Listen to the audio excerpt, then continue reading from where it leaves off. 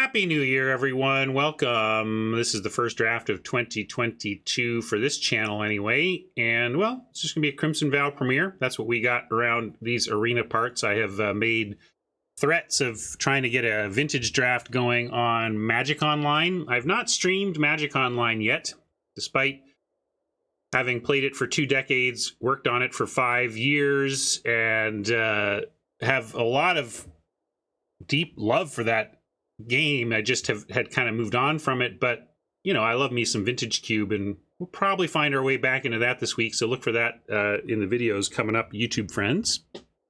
But for now, I vow to seek out some bombs here in Crimson Vow, and I vow to find my lane. I've been having really good success when we're patient and really listening to the table. Although, you know, it's a tension. You want to find the open lane. You want to start weighing cards in the colors of picks you've already taken a little more highly. So when does that become marrying your first pick versus correctly giving weight to those colors based on your first pick? It's a fine line. That's why we keep drafting. That's why this is interesting. That's why I'm still playing decades later. Decades is about how long Card Kingdom has been around as well. I think they just recently cleared 20 years. Crazy that they've been around. They've been a force in Magic cards for just a long time, and they've been a sponsor of mine for a long time. Really appreciate that from them. And I'm going to be having a talk with Kevin coming up here, and I really want to get down to the nitty gritty of the fundamental thing that you all can do to help me with regards to Card Kingdom, which is just when you're considering making a purchase from them, to use my affiliate links. You're not always going to give them your Magic business, but when you do, you can let them know I sent you. And then they keep paying me to have this little talk with you, and that helps keep me on the air. So thanks, everybody, for all your involvement in that process. Much appreciated. Thank you, True. I salute you. All right.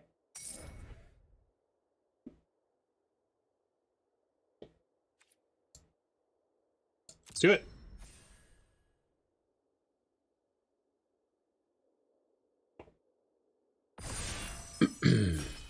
Yeah, if you need them by a certain time, Card Kingdom is a good choice.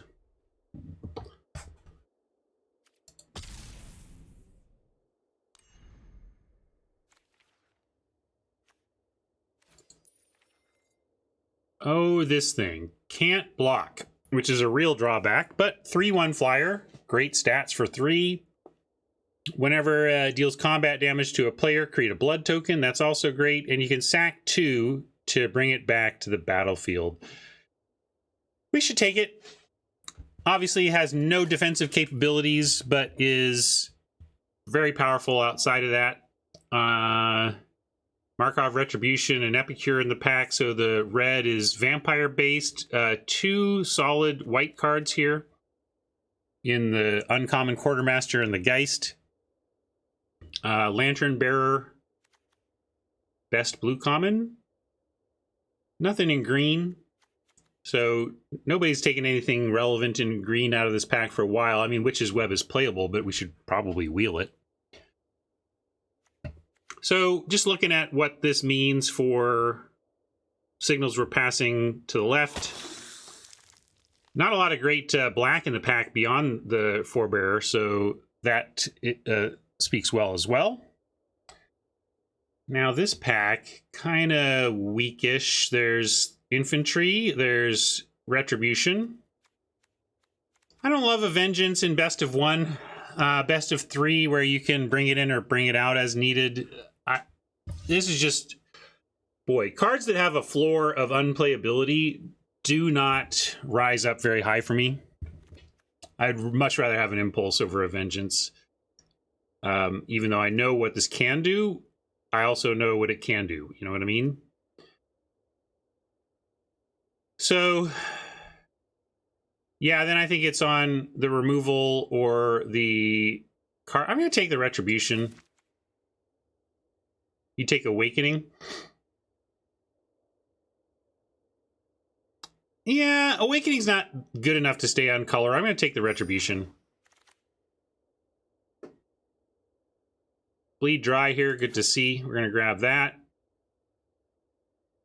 Infantry also decent to see, although I don't think whether if these infantries happen to come back around, then that's obviously amazing. Just noting that, you know, we have a foot in white. I'm wondering if we're going to get that white stuff on the way back. Here we have an Ancestor. This is an interesting pick because Ancestor works with the Retribution we already have. Hypnotist works better with the Forebear. Reckless Impulse, just super solid in general. So's Hunter, but I don't think we're taking Hunter here.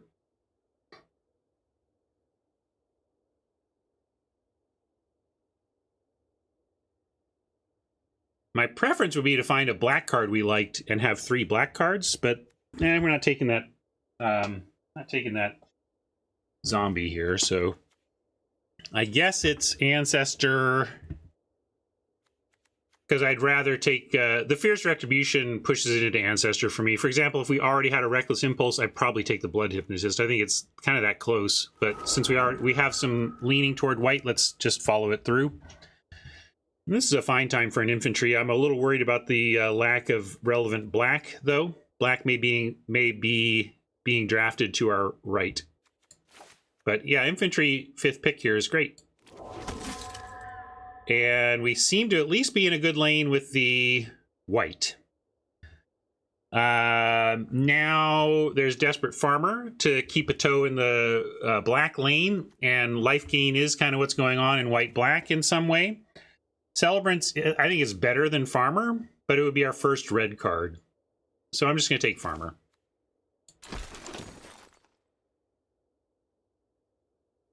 Recluse, another Blood Hypnotist. So between the Forebear and 2 Blood Hypnotists, we could have the no block Vamp deck. But Recluse is fine here. Right now we're only making Blood with Forebear, though, and I would like to change that if we're going to make a Recluse good. Notable green removal spell there. Possibly I'm supposed to take the green removal as a signal and kind of hedge there.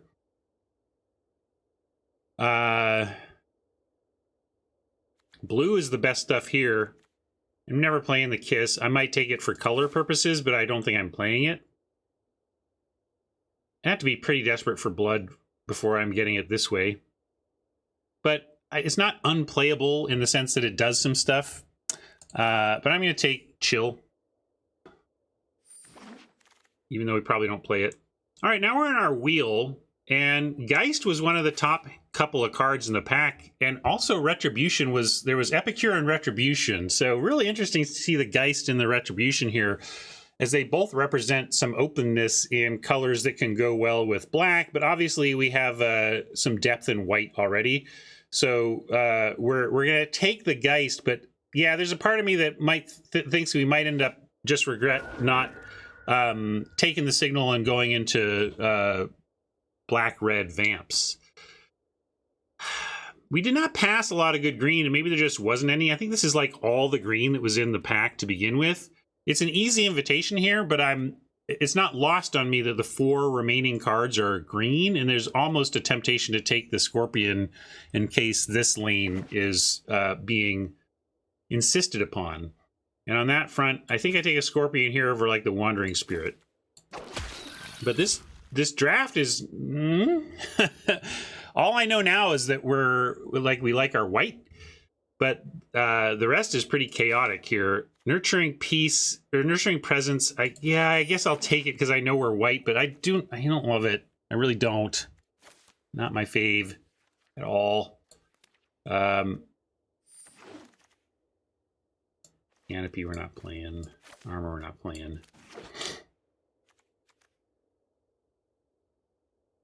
Yucky second pack. I guess we got a Twin Blade Geist. That's not the worst.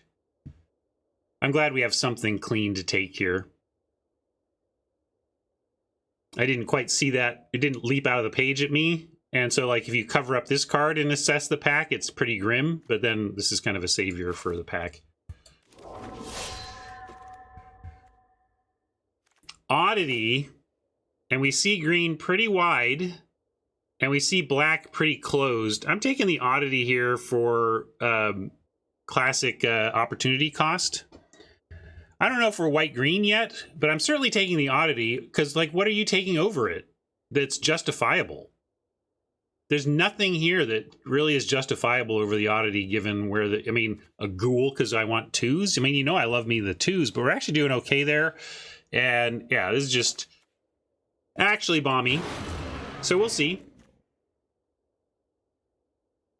And then now there's an expert. So, Minister, though.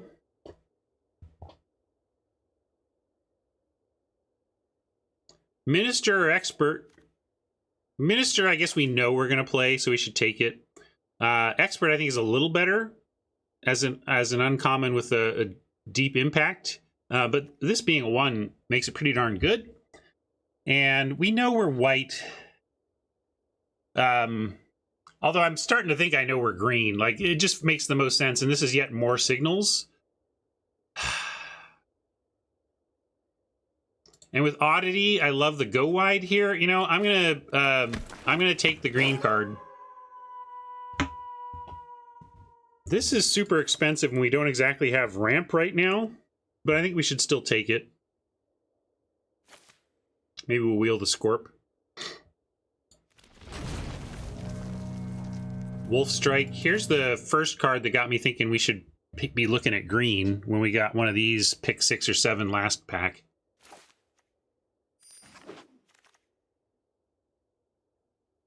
Scorpion is good, but Cathars, I think, is kind of what, actually, a little more we're on plan for, like, the white-green deck. Ripsaw, I bet we wheel.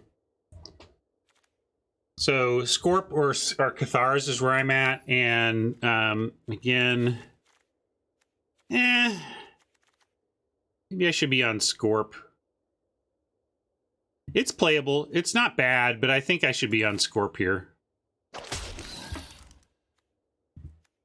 If I knew I was getting more, maybe I would change that back. But also, you know, picking up some more Wolf Strikes with the Scorps will be nice. I'm going to take another one here over any of this stuff.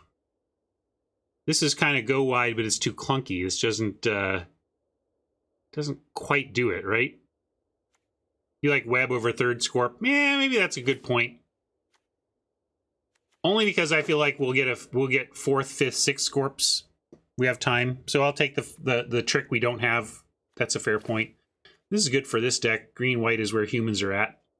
So, should get a lot of pumps there. Another web, but I'll just take a dorky 2. Hunter, fine to add to the top end, but again, that crawling infestation just doesn't feel awesome. Recruit. Speaking of doesn't feel awesome, I mean, I'm going to take it, but I'm even going to put it in the board right now. I've just been pretty underwhelmed with that. The low toughness on both sides just makes this hard to pay 4 for. Like, what's getting through? Yeah, you got that down on 4. Now what? What's your plan? Yeah, I'll take Millipede over nothing, but I'm throwing that in the board, or trying to throw that in the board. Hey, I played one of these too. I didn't mention that, I don't think, but we had that day where suddenly I faced like 5 Millipedes in one day, and then immediately my next draft off air was started not blue-green, but then forced me into blue-green hard, and I ended up playing a Millipede myself. Cadet, you say? I think we just take Geist.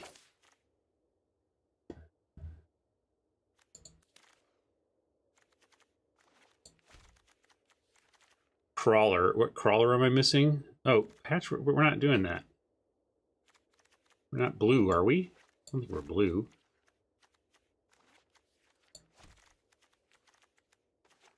Cadet Hunter Geist? Well, too late. I took a Geist. Sorry, I didn't actually want to... I wanted to consider that more, but then I was messing with my deck and time ran out. Pretty easy circle here. Weaver... Yeah, Weaver ramping to the top end is totally reasonable, but I'm going to take the interaction.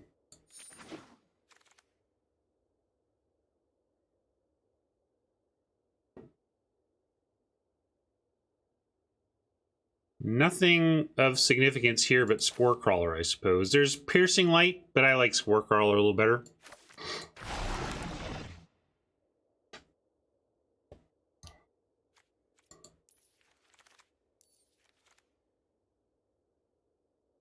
More interaction for Minister.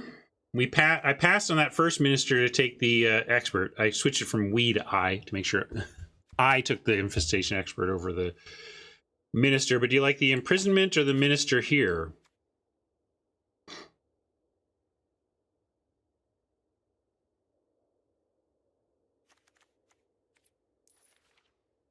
I'm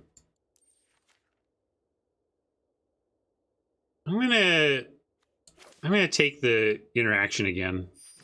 Sorry, Minister. Minister might be more contested, but I love me my interaction. And I'm gonna take a mid-rangey card here in the Mariner over another Scorp.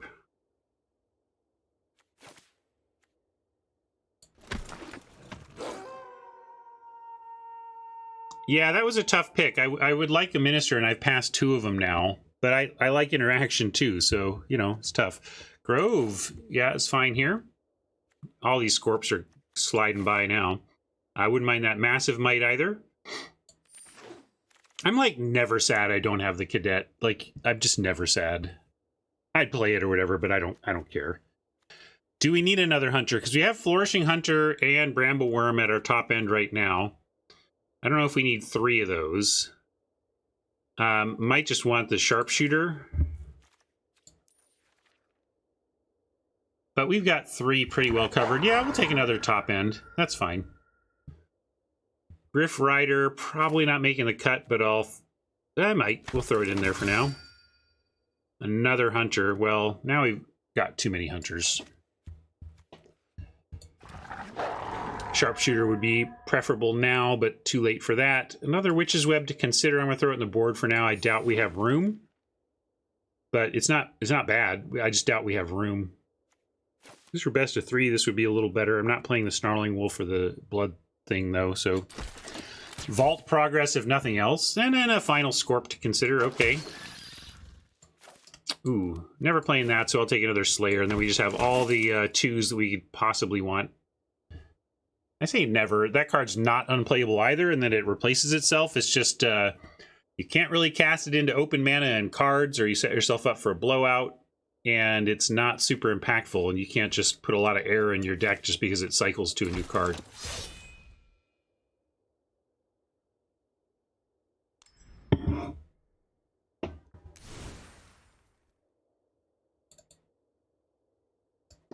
This is VOW here.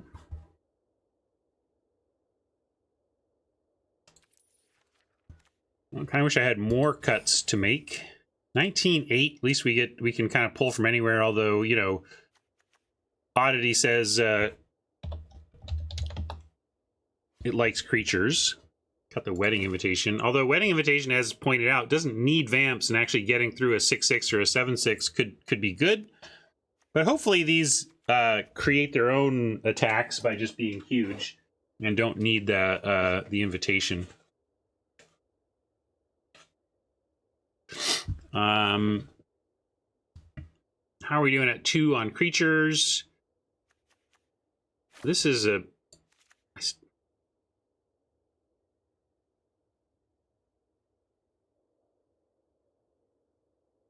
I guess we are producing tokens such that this could be the deck for this. But I'm going to bring it over here for the cut pile. The web can be considered, but I think I would rather have a web than a presence. Well, for me, it's only still on the table because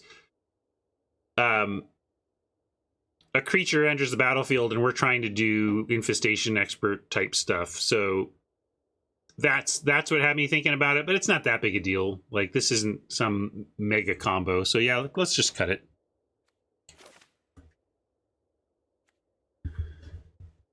And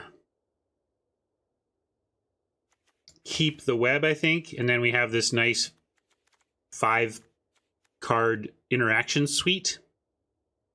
And then we just cut our worst critters. At least one Vampire Slayer. 1, 2, 3, 4, 5, 6, 7. That gives us 7 here.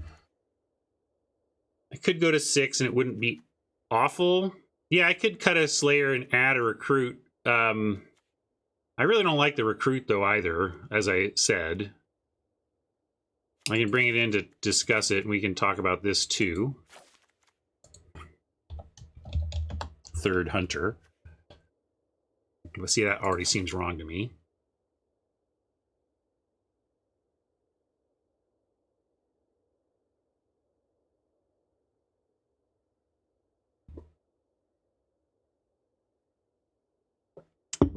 Yeah.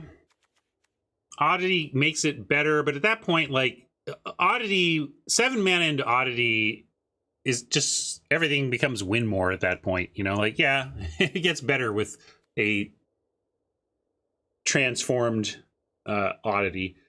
But I could cut a Griff Rider. Although we do have the green to actually get this to 4. That's... When this thing basically stops at 3-2, I find it almost unplayable. But if you can get this to 4, you know... Oh, did I take it out? Wait, where is it? Oh, no, here it is.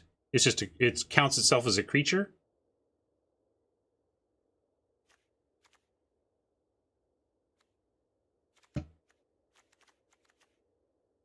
Huh. It transforms into a creature. It's not a creature. Huh. Why is this up here? Type, creature. This is not a creature.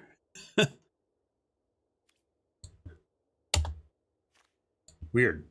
I guess it looks at both sides.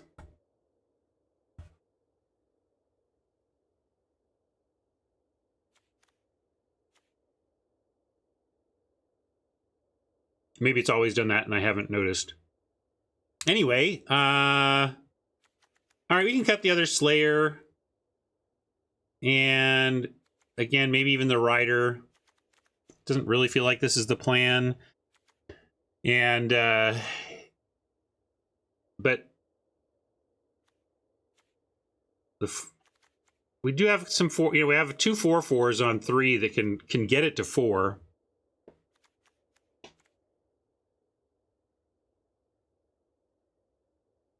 So Recruit, Rider, and I think I want all of our interaction. We don't have that much, so let's keep that. And then, was there anything else even in consideration here, or is it just these 2? Probably just these 2, unless we're talking about one of those hunters. So let's just do it to this. Do it with this, and I'll pull which one we're cutting here. So this is a cut pull. 30 seconds to say whether we're cutting Rider or Rural.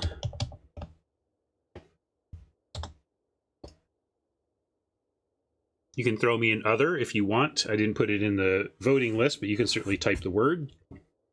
Just let me know what your other is.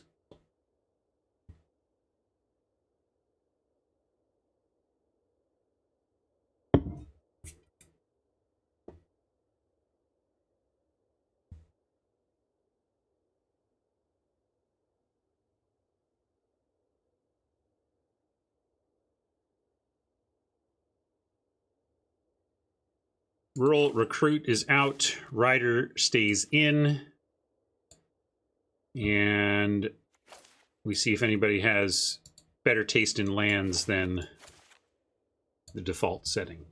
I think all of you do, but nobody has expressed that via channel point redemption, so I will figure it out.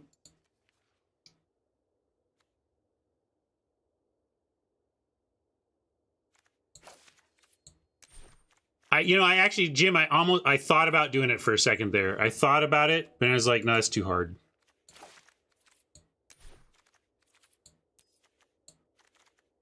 Partly I thought about doing it just because Rob asks all the time, and I never say yes. So saying yes to somebody else would be funny.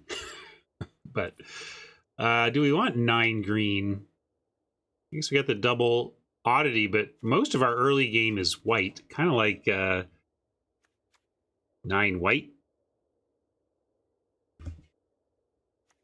Haven't you? Wasn't that you? Maybe it's somebody else.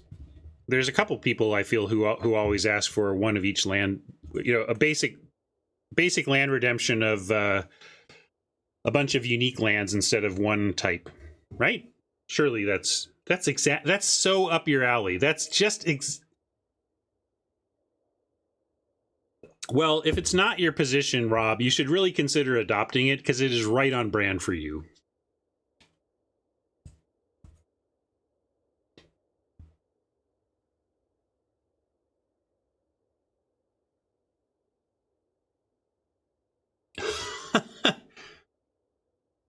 If Oppo uses the Oko Kiss sticker emote, it locks you out of doing anything until it finishes. Wow.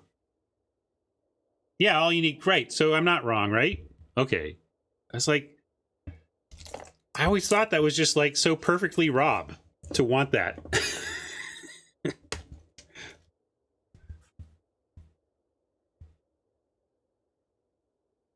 All right. Well, because of the oddity, I'm going to keep the 9th forest over the 9th plains, but that's pretty close. Oddity on 4 versus the higher density of white early. We got to make an odd joke.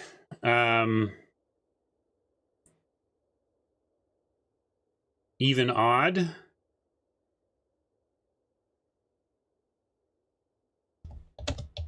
Odd even.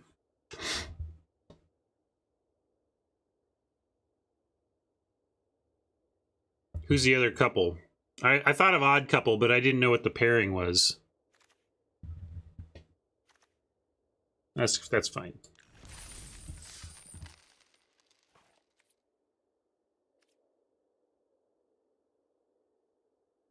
Is Disciple better than Vampire Slayer with only 3 other humans? It's about the same, honestly, Chunk.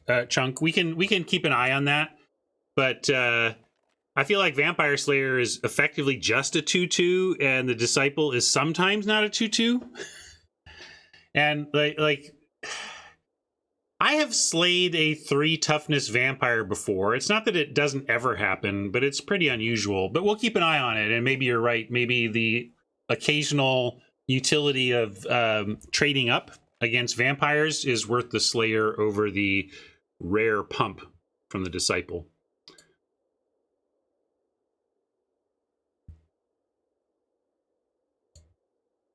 I like toxic masculinity is pretty good.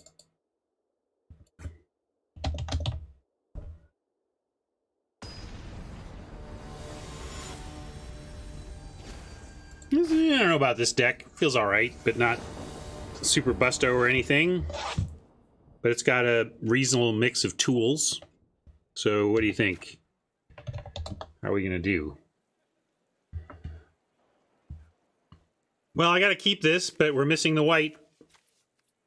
Oppo going first. We got to play on 2, any land for a play on 3. Found our white anyway, so now it's looking Millhousey.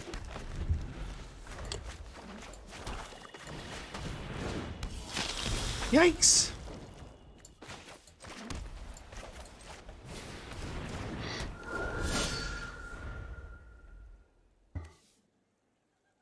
Curving out Geist into Spore Crawler into Mariner would be nice. One more land to make that happen. We do have quite the top end for no ramp at all. Past one 3-drop Mana Dork for, what was it, interaction? I think it was for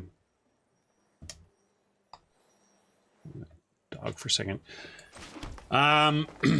Well, that's a great blocker. Drop Crawler, though.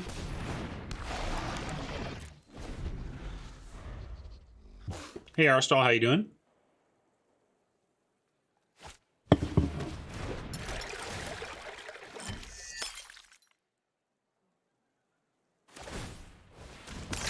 Well, at least they're sacking blood.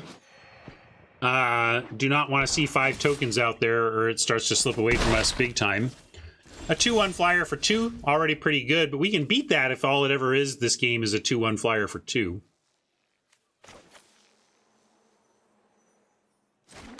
Gonna put him to the test on blocking the crawler, but unfortunately have to make it pretty obvious that we're faking it. They took it though. I'll take that. Thank you. Thank you. I don't mind the land either. I think, you know, it's nice that Brambleworm is about the only medium draw in the deck, because either we get land to ensure the hunters or we get some action. 2 spell turn is the action. And they avoided this block last time. We're going to offer it again. We're hoping that these hunters come down and help us make up. Oh yeah, sorry, I should have done Toxic Scorp first. That's my bad. Just flaky on the sequencing. It's funny, I joked about this not having an impact, but I just had an impact there and didn't use it.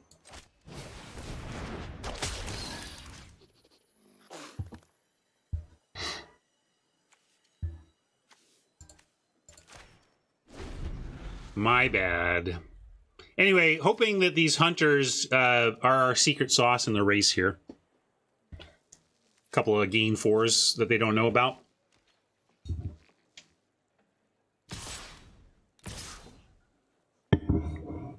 Kind of like double blocking the Socialite with Scorp and Twinblade Geist. Twinblade Geist can't attack through the guest anyway. Oh, gain 6 for the second one. Good point. But this way, the Geist can die into something useful, and hopefully the Scorp takes out the Socialite. We could get, quote, 2 for 1 here, but as long as the Geist ends up as a Disturb card we can cast, I don't mind a 2 for 1 for almost any effect they could have here.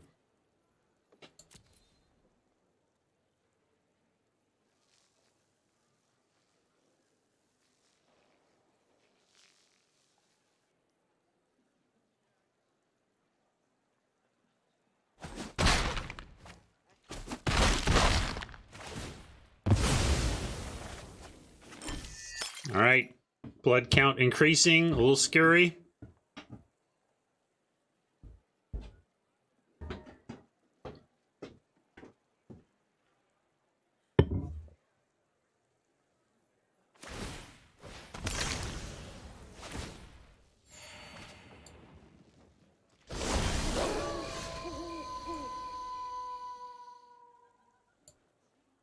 Oh, I was going to make my own prediction, but it apparently doesn't let me predict myself. All right, Twin Blade, interesting. Given, it looks like they're color shy here. With this unable to block, we had put Twin Blade here and threaten lethal. But I don't know if we need to do that. Threaten lethal, you know? I think we just crack in with what we've got and play a hunter. Because we even get to tap this down anyway. So I think if this would be lethal, we're still going to win this game. And if this wouldn't have been lethal, we're going to be happy to not have given up the Twin Blade. So I'm not going to go for lethal here, simply because if this were lethal, I think we would still have it. There you go. So yeah, I'll keep making them make this block. It doesn't really matter. They are making this block obviously now, but maybe we find our web and then it becomes a nice trick that they've been trained into making, or you know, a block they're totally willing to make.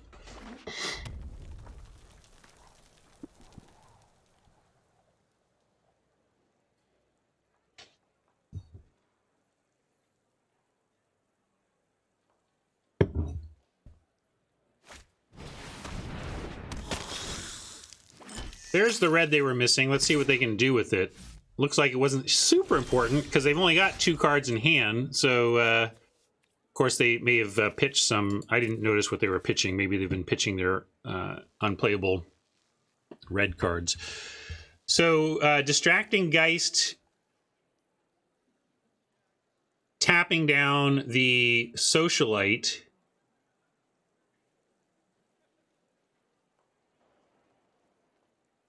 Do we want to do any of this stuff first? I guess we can just keep the swing all, play hunter, and keep this stuff. I'm worried about losing these to some graveyard hate, but maybe that's a silly thing to worry about. in this board state. Yeah, let's just they kept the Bloodcaster back even, so let's yeah, if we do Hunter pre-combat, we telegraph that we have really nothing else, but that's fine. Yeah, I'm gonna just do that. I'm gonna Hunter, swing away, and we've got so much life and so much beef. Yeah, hard to argue with that play when it produced an immediate scoop.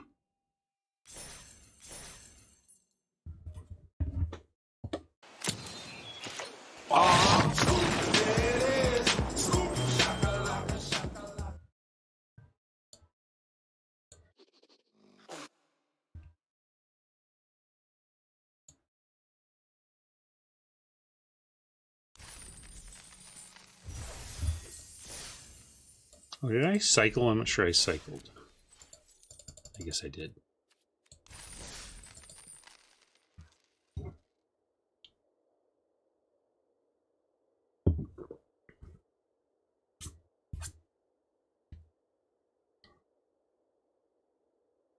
Let's see, what other stuff I was thinking about. Oh, is Siriana in chat? She's around today. I had some thoughts on the Emperor's Soul, but I'll wait till Siriana's here.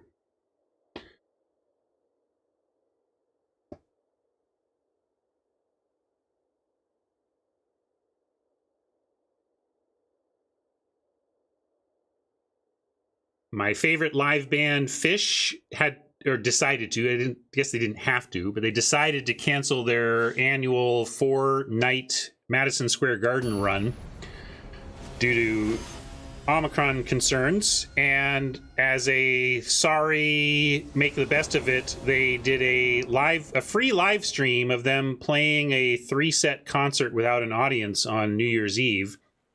And I watched it and it was kind of interesting.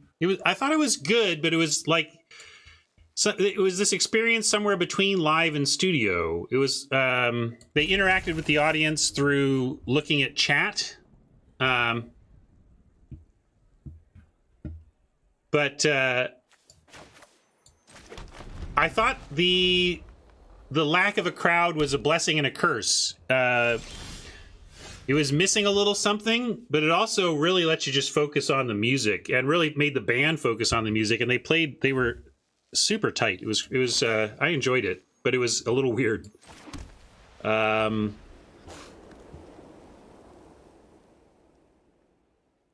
Oh no, I haven't, but I would enjoy a man on the street reaction to a fish lot. That would be funny. Let's go infantry here. Just put the most power out.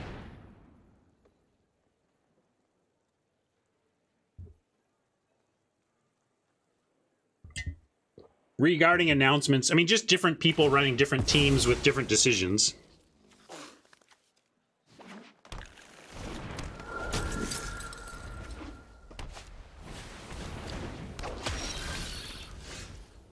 You're late, Disciple. Like to get this going first, although as observed, we don't have that many humans. Right now, we don't have that much mana. Probably means we have to go ahead and offer this trade, and then I'll just drop a Disciple.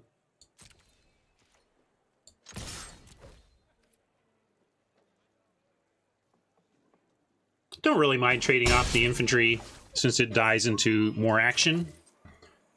But lack of a third land is a little sad here.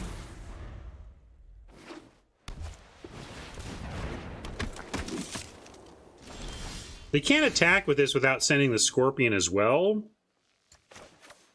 I think now we stay back. Rider can't get pumped by anything here, but at least can attack in the air. Geist could tap down, but then die to a Scorp. I think I'm going to go Rider, because then we might find land and go Mariner and sequence it that way.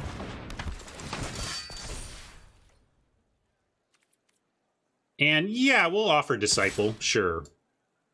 I forgot Griff Rider was a human. I mean, that was my plan all along. Pump the Disciple and send it. I just didn't mention it yet.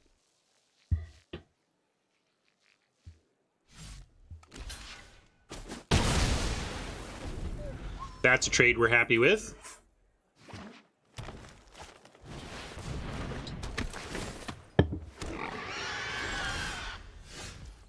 Oh, thanks, Prof. Speaking of memes, Prof, I'm letting Prof down. I know you don't really think so, Prof. It's my own. It's me in my own head, but I have Prof's lingering memes on the brain because so many things keep trumping it in terms of my attention. But I will at least try to griff it here. Griff Rider. Wait. Here it is. No, Griff. Wrong answer, McFly! Batter up! Oh yeah, see, don't like. But you gotta understand. Don't feel like you personally have done something that's causing stress. This is me. This is how I live my life. I never don't have this about something. It's just this right now. Don't worry about it. I really don't want you to feel badly about it. Because I'm so thankful for my community that makes such sweet content for me. Just attack with Rider, drop Mariner, pass. Okay, that's what I'm going to do.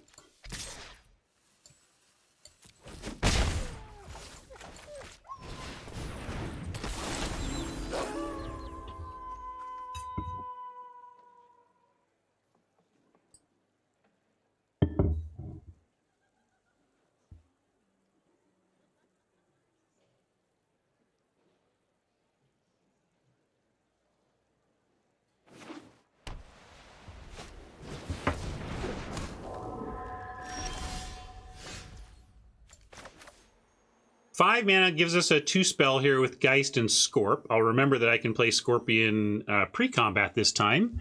In fact, I think I will. We're going to put it on the Griff Rider, and if they want to... Well, actually, we don't need to put it on the Griff Rider. We could put it on the Mariner, but it's going to kill anything they double block. Yeah, kind of the Scorpion... Maybe I put it on the Infantry, and then we can send that as well. But basically, if we put it on the Infantry, we can send everything, and we don't really care. And then we added another distracting Geist. But if we put it on the Infantry, they put Scorp on... Oh, they can't put... they put Scorp on Mariner and kill it. They put potentially Geist on Rider and they trade. And then they just take 2, which is not super sweet. So maybe the answer is actually Scorp up the Rider. Send the Rider alone... And then drop a Geist and try to flip it to Night. I'm just thinking if we get this to Night, then the Death Toucher can't block the Mariner. So maybe we leave the Mariner back until we can try to make it nighttime. But that's like 3 turns away as well. So it's not exactly soon. That being said, it would be a powerful turn. Like especially if we draw a land, we go spell, draw a land, flip, and then... So I think I am going to do that. Yeah, Tapper locks down the Scorp. Certainly I'm not going to offer the Mariner this turn, though. So I will put it on the Rider and offer the Rider this turn.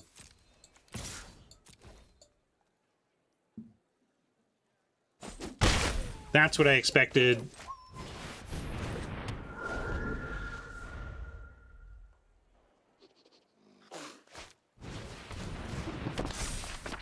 Forest... Honestly, in some ways, is a perfect draw, but I wouldn't mind action either.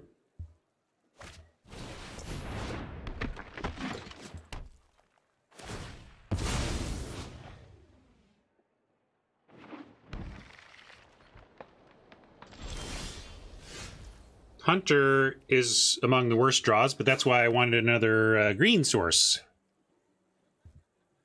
Yeah, that's why I called for Forest because of this, but... No luck there. Now what? Now I can tap down the Scorp. And they have a double block Geist and Rallier on Mariner. I could also... But if they do that, then the Rider gets through. They're at 14, though. I want to be aggressive here. This is an awkward hand, though. We really need, very specifically, like, Forest into other land. If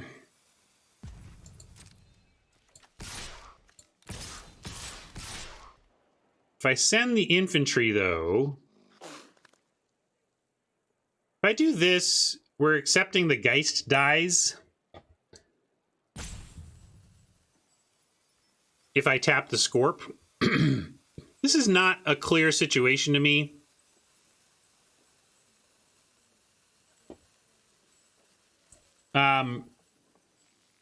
Yeah, I can leave the Scorp back. That's fair. But sending these, tapping this, I'm going to do that. This is not, again, super clear to me, but because I'm giving up the Geist here, but then I can put the Geist on the Rider, and then the Rider becomes a really annoying creature. Okay, in fact, they're just going to trade for it now, so that's okay.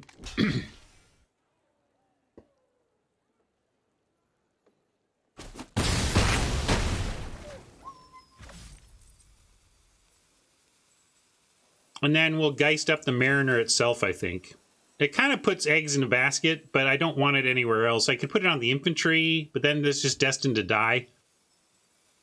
I mean, so's the Mariner, but we kind of make him 2 for 1. So I'm going to do that. Uses the mana too.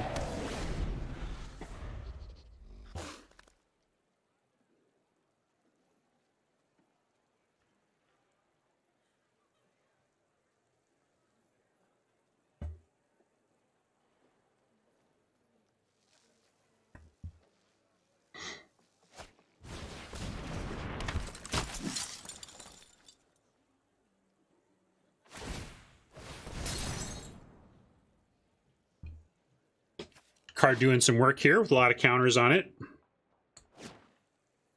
Yeah, we saw this as open. I mean, we started out black and I was eyeing red, and kind of both of those dried up. I was only ever eyeing red. I don't think we ever took a red card. But where I started, I was thinking vampires again, and then table said, white's pretty open, and hey, how about green? We'll give both of you these. Give you these both.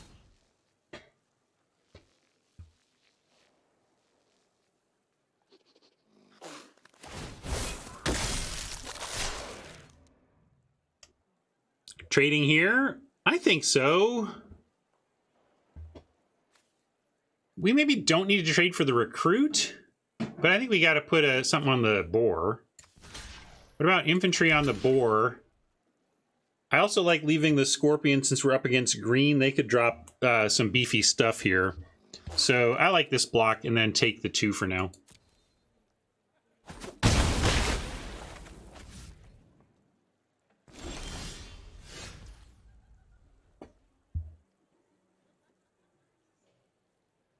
Toxic Scorp to Death Touch it up, or infantry. We could infantry it up, and tapping down the Scorp and sending in the 6/6 means that they don't have the power to even deal with it. Yeah, that's the thing, Prof. It's a lot of eggs in the basket, and they could have Destroy Target Attacker, which they could be, you know, really setting us up for. And currently, though, if we do send and tap, 3/3 and 1/2 is enough to double block and thwart it, though. So I am gonna go for it, knowing that if this gets blown out, if they have the Destroy Target Attacker, hopefully at least we're setting up for Hunter and Worm after down the road to get through successfully. So that's what we're gonna try. Yeah, we could Death Touch it, true, 2, but I'm gonna go with this. Death Touch, they can still trade for it. It's just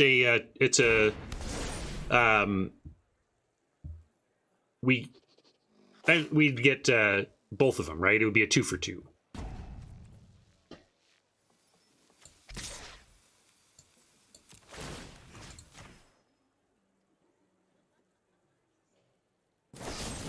All right, they had it. Like I said, at least I thought it through and was ready for that to happen, and knowing that, yes, I invested a lot in that, but our backup plan is quite excellent here. So no worries for me yet. It hurts our stall, but we identified that pain as a possibility and decided that it was worth the risk, or at least I did.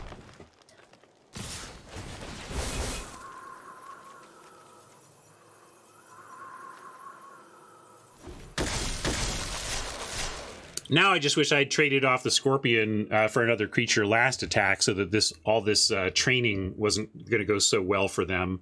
And now kind of makes me want to trade for even the trainee, because this is going to become a 3-4 as opposed to these staying at 3-3.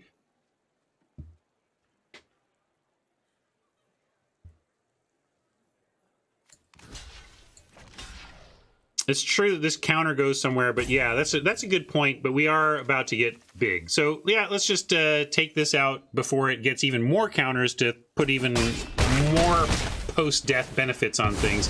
Really, I'm worried about the this, but they can't do this yet, right? They don't control an enchant. Hey, that's our card. Rude. So rude. So rude. Finally get our stupid forest, but it's way too late thanks to the oddity. Do I scoop this up? 6-6. They flip this into an 8-8. And then, yeah, we're done for. They just beat us to the oddity. I'm okay with how we played that. We got, quote, blown out in a spot or whatever, but it was a calculated decision. It's not really what got us. It was them dropping the oddity with the ability to flip that got us.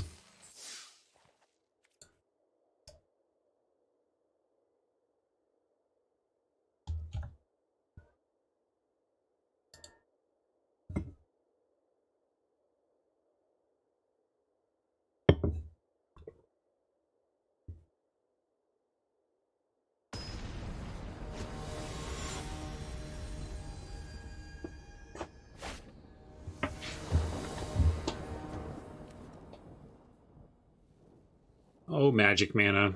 You're so funny. And nothing to do on 2. Do you still keep it in the face of Spore Crawler and Witch's Web? Yeah, you do, but ugh.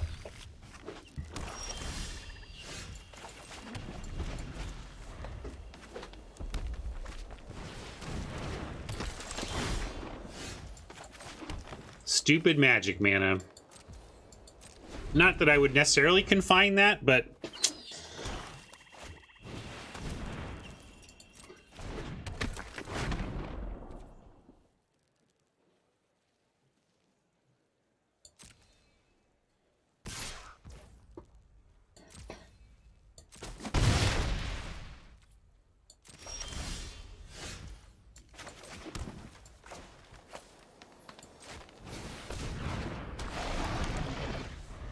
all right, Spore Crawler. Asking a lot of you here. Wow. Okay, then. And okay, then. Classic. Classic. Well, sure. Let's put him to the test.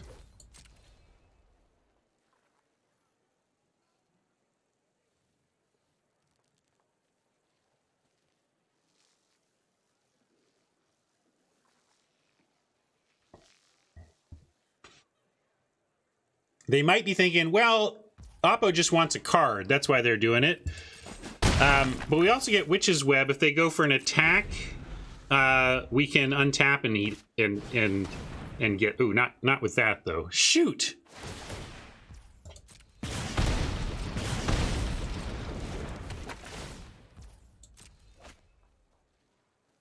But if we get to block first, then they can't do it after the fact. So.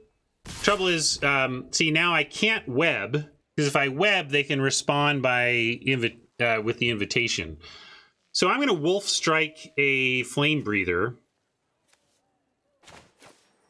And I guess I should have done that with the Wedding Invitation on the stack. Although, once they put it on the stack, I guess it didn't matter. Never mind. I could make them use the Wedding Invitation, but that uses up an entire Witch's Web to do so, and all we get out of it, well, we'd get a alternate card. I don't want to not do anything with my mana, though, and I don't want to use the Witch's Web yet, so I'm going to do this.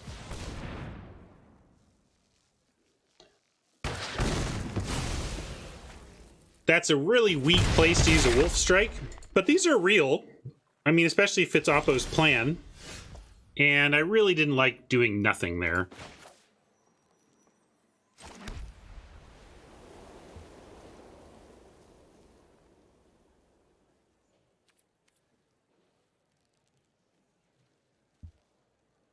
Yeah, it's not just it. I could have eaten a fire breather. It's just not where I wanted to use that web. I feel like we can get the captain potentially, although we do need to make him do this. Oh, now we just have fierce retribution for the captain. I'm gonna send in.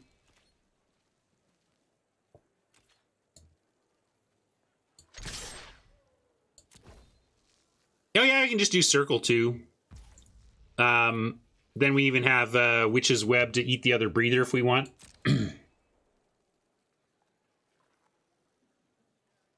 Frankly, maybe with circle being an out for the captain, we just go infantry, hold up web here.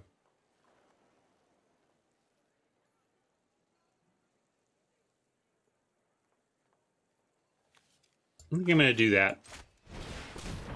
I'm with the circle, I'm not super worried about the captain.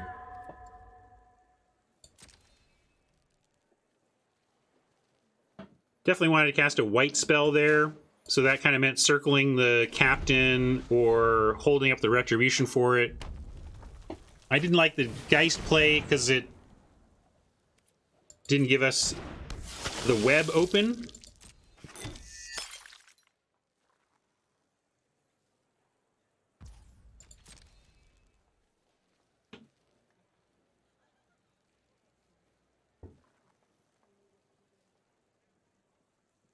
Any land would be all right now because then we could go Geist, hold up web, or still have circle, hold up web too, even if we don't find land. And yeah, if I webbed, it would just be forcing the sack of the invitation. I'm not going to do that now. I don't like leaving the mana fallow. It's not, though. It'd be web and make them sack an invitation, which is just not worth it.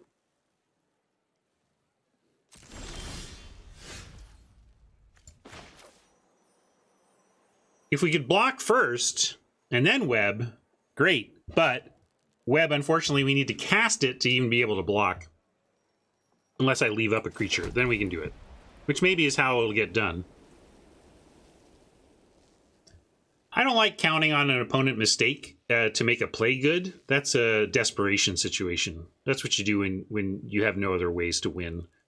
Now we can drop a Geist and hold up the retribution. I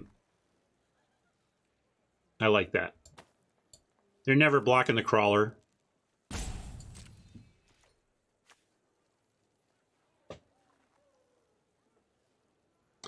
One moment away from adding to my clock, but unfortunately I created a rope.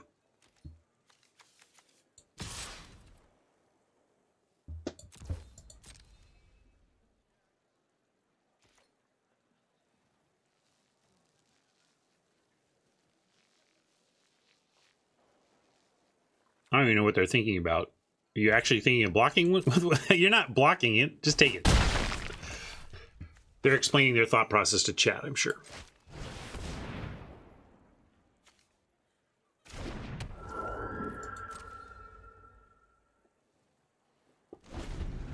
You like circle fodder? I'm still not too worried about it.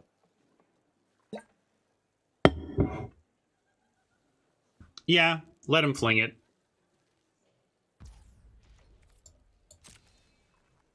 Use up their whole turn.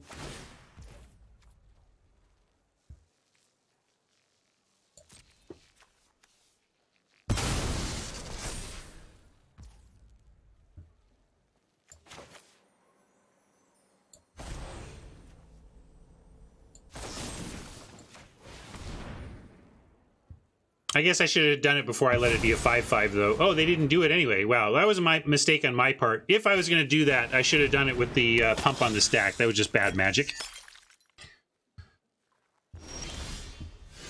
I am certainly capable of that. A little bad magic here and there. Now we'll go ahead and circle the captain, though.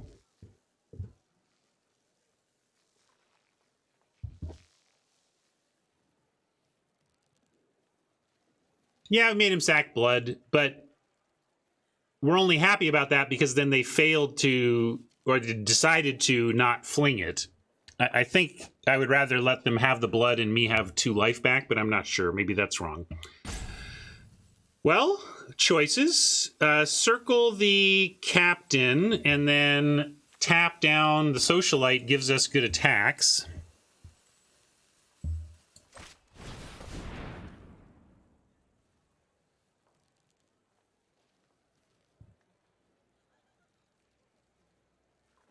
Could even make an argument to get the socialite, but the 2/6 is just such a good blocker and does eventually kill us. So let's get rid of it. And then I like getting a kindly going after combat to threaten some life back the other direction. But we can go ahead and swing away here, tap the socialite, and the flame breather has no blocks, and then we have ancestor on D. It's still tight. 12 life, 4 cards, big attack.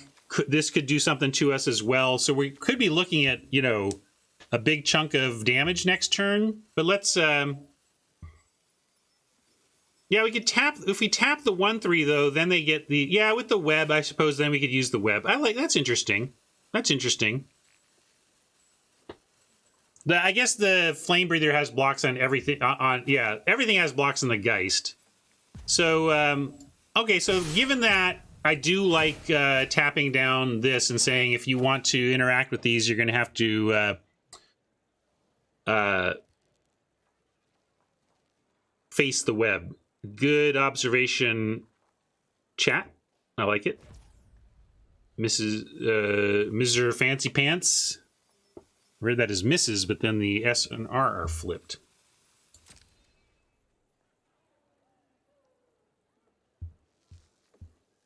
Of course, we could get him to 1, but 1's not 0, and we have an ancestor to play, so we're going to just play the ancestor here. Oh, have they not blocked yet? I thought we were through blocks. Oh, they are not. Okay, cool.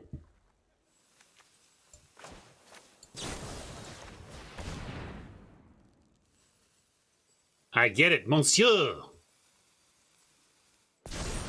Monsieur Fancy Pants. I didn't know that was the French abbreviation for Mr. Very interesting that it's a jumble of the English abbreviation for Mrs.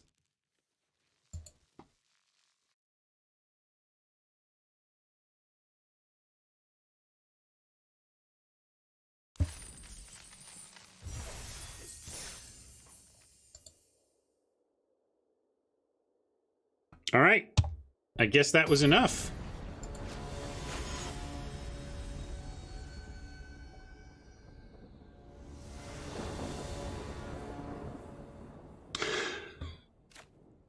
Oh, deck. Come on with this. I'm keeping. Can't make me not keep.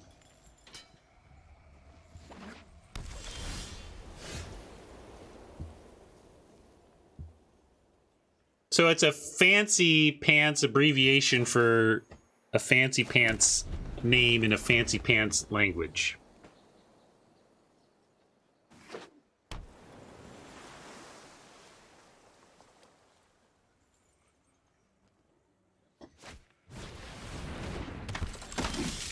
Hey, thank you, Planes. Appreciate that showing up. We can infantry and threaten a trade here. Scorp does similar. Infantry sets up a disturb card. Green, blue, white. White has some graveyard hate, but not a lot. So I'm going to go with infantry and go ahead and look to trade even. Although, who's aggro here? I think we are. Maybe I'm supposed to just play it and go back the other way. Anyway, I'm going to play infantry and what we can. What do you think? Are you trading for the Slayer here?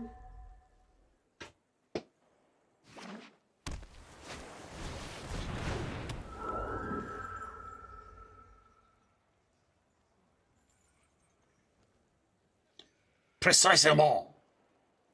French has way too many spare letters. French, trim some of them letters off the words. You don't even say them. I was on block. I'm going to keep it up. I'm going to, especially with the flyer. I don't want to, I mean, we can crack back, but let's block.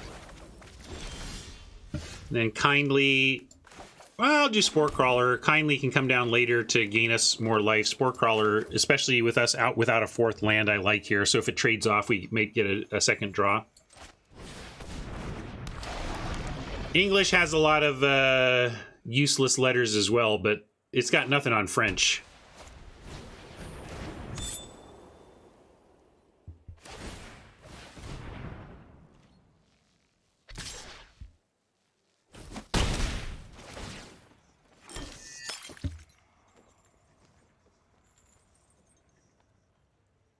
Probably Retribution now, or just Wolf Strike that, if that's the way it's going to be.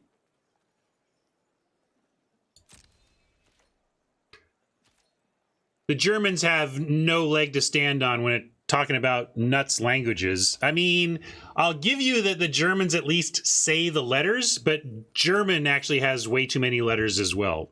But at least you pronounce yours.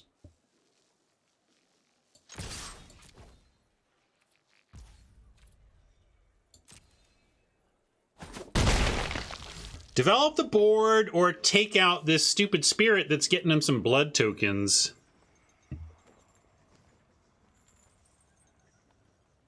I think we need to kill the spirit and not give him any more blood.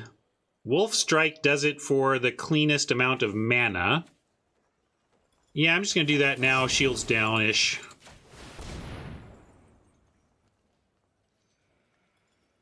Alexis develops.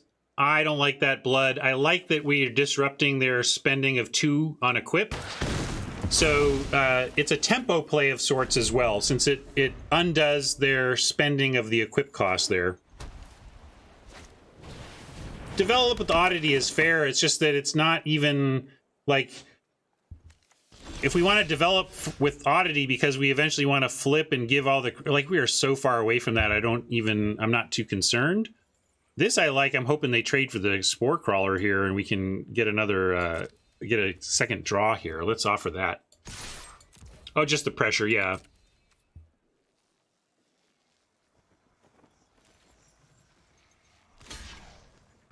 Great.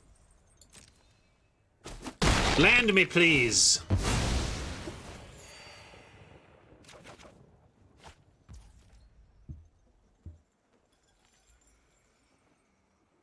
No land, so we'll just Ancestor it up here, though. Scorpions should probably give the Ancestor clean sail through for a couple of smacks. Not that we want to do it next. I guess that kind of sticks. We don't really have... enchantment removal main, and we're not sacrificing anything, so I think this is just kind of this creature's gone now. But we got our land. Oddity it up. Let's do it. Make him have it. If it's Syncopate, I salute. I mean, they like, the thing is, all these pauses are expressed by blood tokens, so it doesn't mean anything.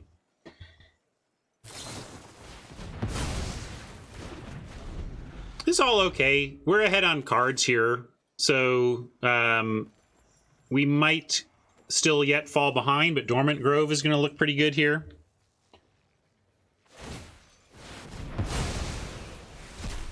Boy, if they're spending their turn doing that, I'm fine with that as well. That's good for us. I mean, losing our poor Oddity isn't good, but all things considered, this is going fine. Can't spend all our mana here, though, so just Dormant Grove. Although Double Scorp gives us a place to put Dormant Grove next turn, so maybe I'm just supposed to Double Scorp here. No, it is a real upside. I mean, it's a reality of Arena that something to disguise your combat tricks is definitely a plus. I mean, we all pay attention to it. It's a thing. It's kind of one of those ways in which you try to make digital Magic games that are an expression of the paper game, you know, but it's impossible to make a digital expression of Magic the same as the paper game because there's just so much that you expect of your digital game to do, tracking things, and so ultimately the experiences are never identical. And Arena, the pause thing is particularly huge. We did talk about it. There's some things you could do to mitigate it. Of course, you could just pretend that everybody has a blood token in play at all times. But then you're just literally, as a developer, adding length to your games, and you just don't want to do that if you can help it. Yeah, I guess we're going to Dormant Grove here. Not much else to do. We could infantry, but Dormant Grove is much better to get going.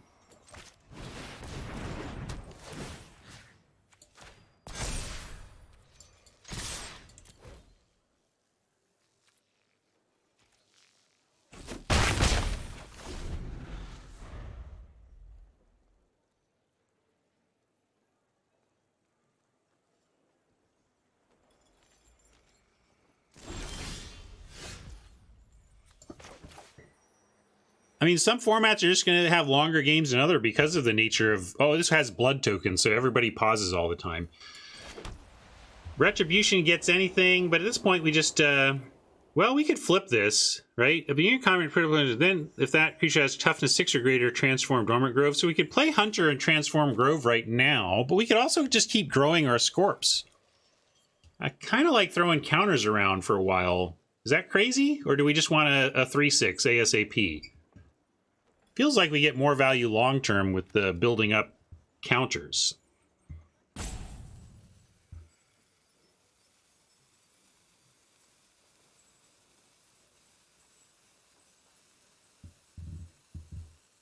All right, let's add a counter to the Scorpion, and we can hunt after combat.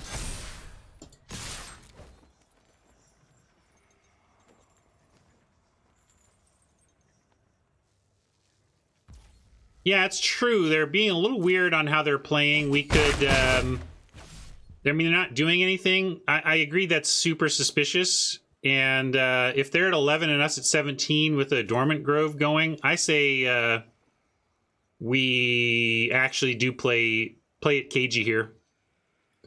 We also have this as an instant. Like, we can hard cast for 6 and destroy a creature they play here. Infantry plays around Wrath. How? I don't understand how infantry plays around Wrath, but I'm going to pass a turn here.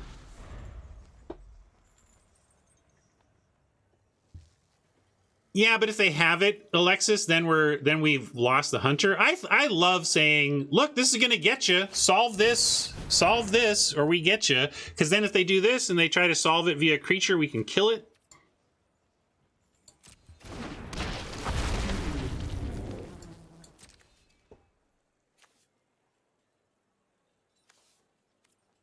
If we didn't have the Retribution, passing would have been a lot tougher of a decision, but the fact that we can pick off a blocker here like this is one of the reasons I did it.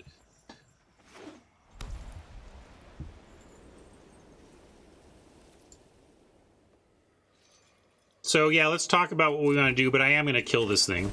Although we don't even need to, really. But I'm doing it. I think it's correct. 7 mana. We can have infantry plus imprisonment next turn, but if we infantry, we're looking at 1, 2, 3, 4, 5, 6, 7. And then we put the counter on the other side. You like counter on Hunter Flip Grove. That just fails to play around the sweeper, although if they had it, we presume they would have done it then, right?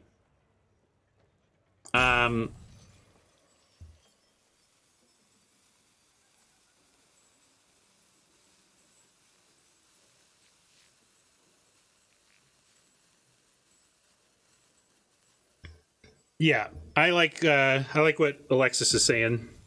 Let's just infantry 1 and counter the other.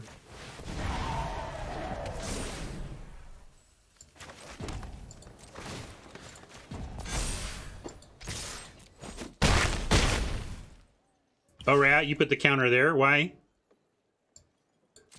Building to Grove next turn. We can Grove with Hunter though. If we want to just play Hunter and put the counter on it, we can activate the Grove. I'm just hey, look, it was what we thought it was.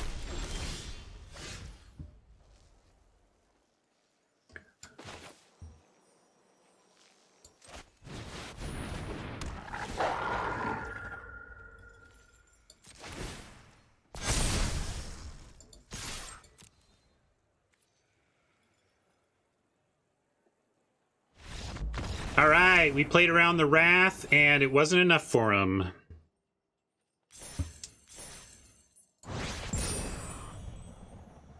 That deserves this one. I am too smart. I am too smart. S-M-R-T. I mean S-M-A-R-T.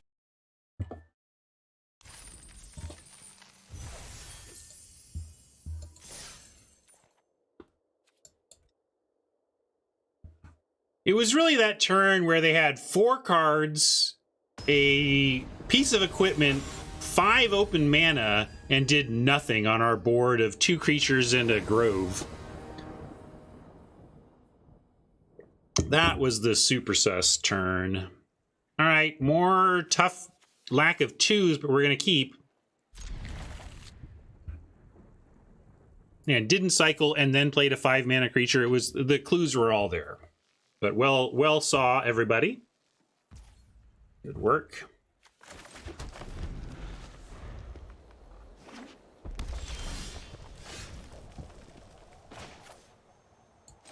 Here we are, not doing anything on 2 yet again, but if we get a land, we get to go Rider into Oddity, attacking and pumping the Rider. There's the land for it. Visionary could block the Oddity but not kill it, so still looking good on that plan.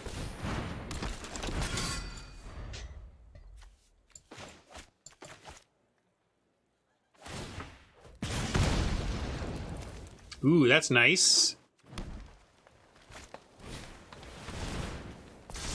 They actually found something. Normally when somebody goes for that on turn 3, I'm like, oh, this is going to cost them. But they got away with it there. But our plan is still intact, so we're happy.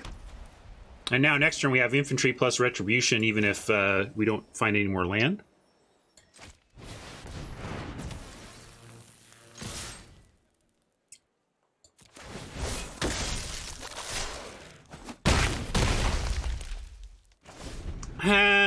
I guess you can do it 3 because if you miss, you can just keep doing it. But it's pretty easy to miss with that.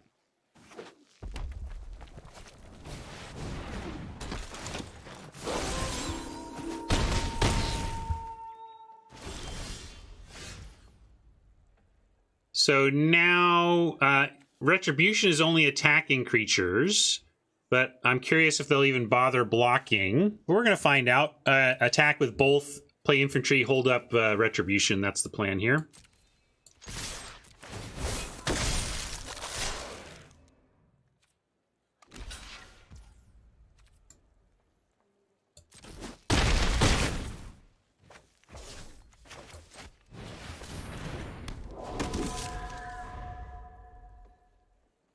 Might just, if they keep the pack back, we may just have to Retribution the Berserker. But let's see what Zamboni comes up with here.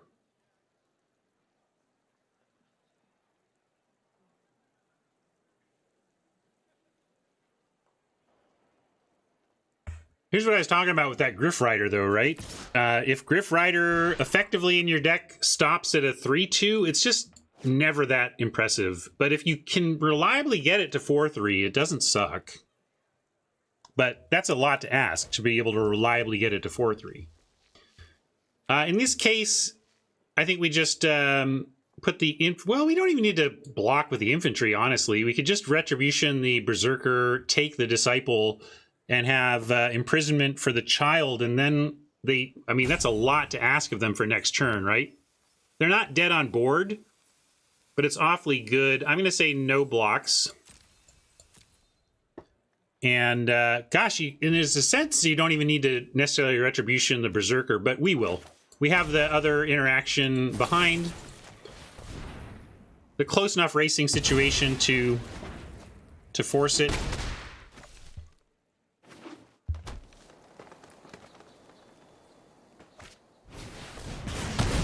All right, that's okay though because of the imprisonment.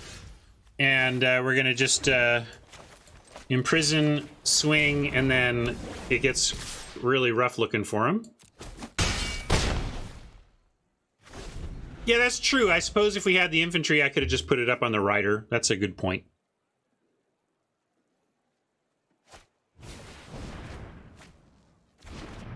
Impulse, though. for some lands. Hopefully leaves Oppo too short. But if they can get the rider, they're not dead. So, can you get the rider?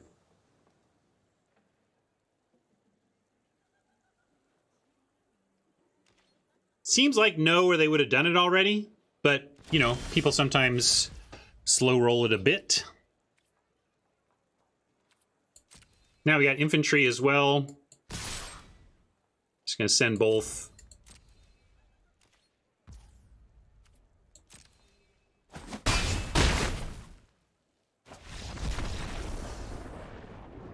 All right. So you get nothing. You lose. Good day, sir.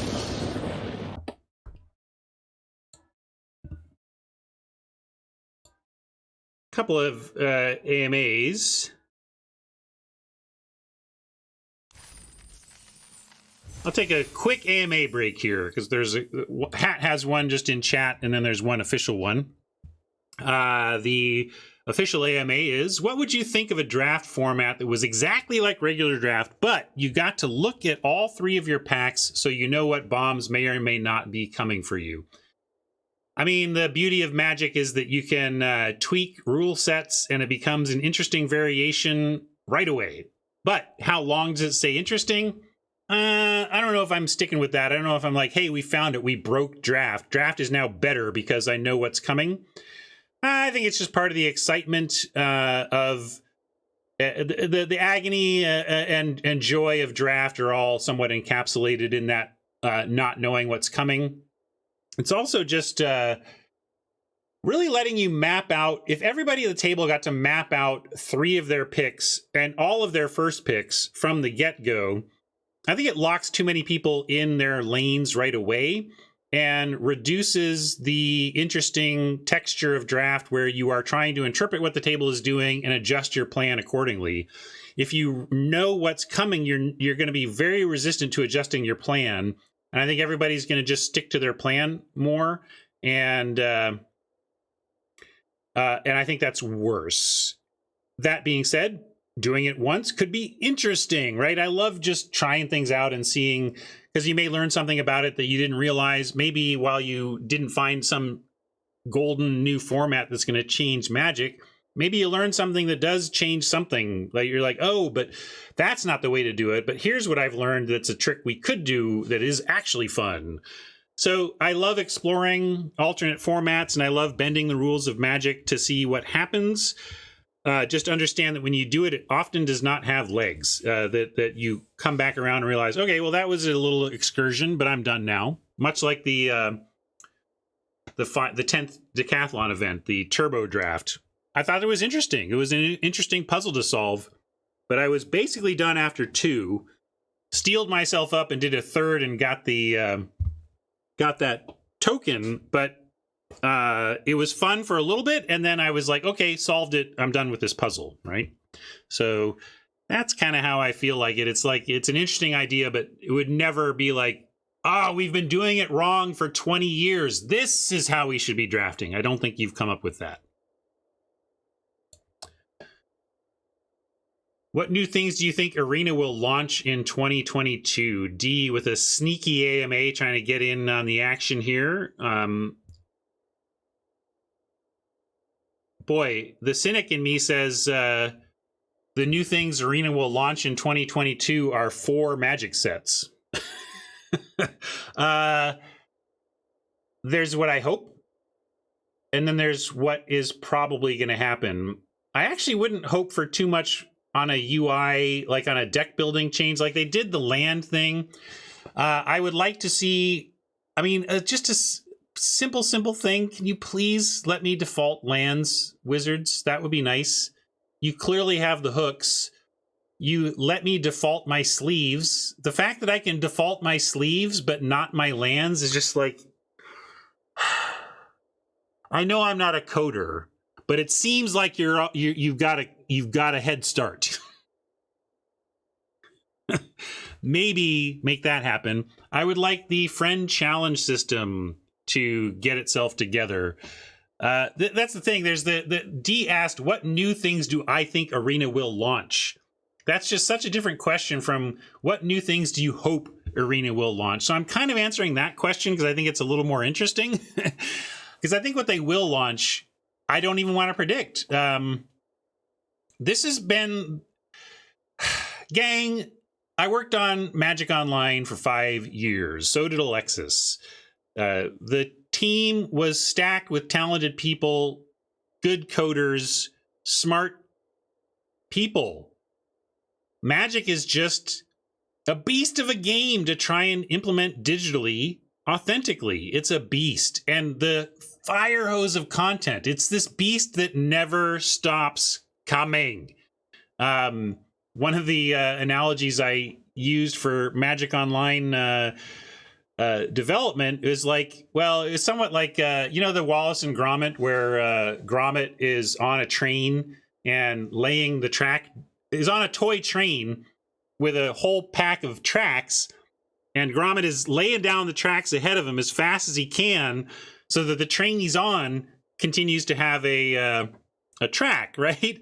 That's what I felt like working on Magic Online was like, is that you were on a train and laying down the track, ratcheting, you're fixing the train that you're on that's barreling down the track, and it will not stop. There is a set up there, and when we hit that set, we are launching that damn set. That's it. And when you get put into a game, a digital game as complicated as Magic, that it's complicated simply to successfully release a new set of cards that function, as you've seen. It's a challenge just to release a functioning set of cards, and Arena has to do it 4 times a year no matter what. And and it just says, though, that's where, I mean, that is the priority of all these digital expressions. And once you properly prioritize the successful launch of individual sets, and then after that, number 1, keep launching your sets on time. Number 2, fix all major bugs so that everything is functioning. Those 2 things right there take here, I should be in this view, take so much of the dev time on a digital Magic effort that it becomes very difficult to find the bandwidth and the time to do bells and whistles, to do quality of life improvements. And it really bugs the community, and the community tends to dump on the developers. And it's because the developers suck. That's why we're not getting the features we want on Arena, because the developers suck. No, this is because capitalism sucks, because capitalism is going to say, let's give these, Hasbro is going to say, let's give this team as few resources as we can and still get good profit out of it. So it's not like your higher ups are like, oh, you all are doing well? Well, we're just going to dump cash on you to spend however you want. They're like, oh, you're all doing well? Great. Do weller. Now do weller. And it's like,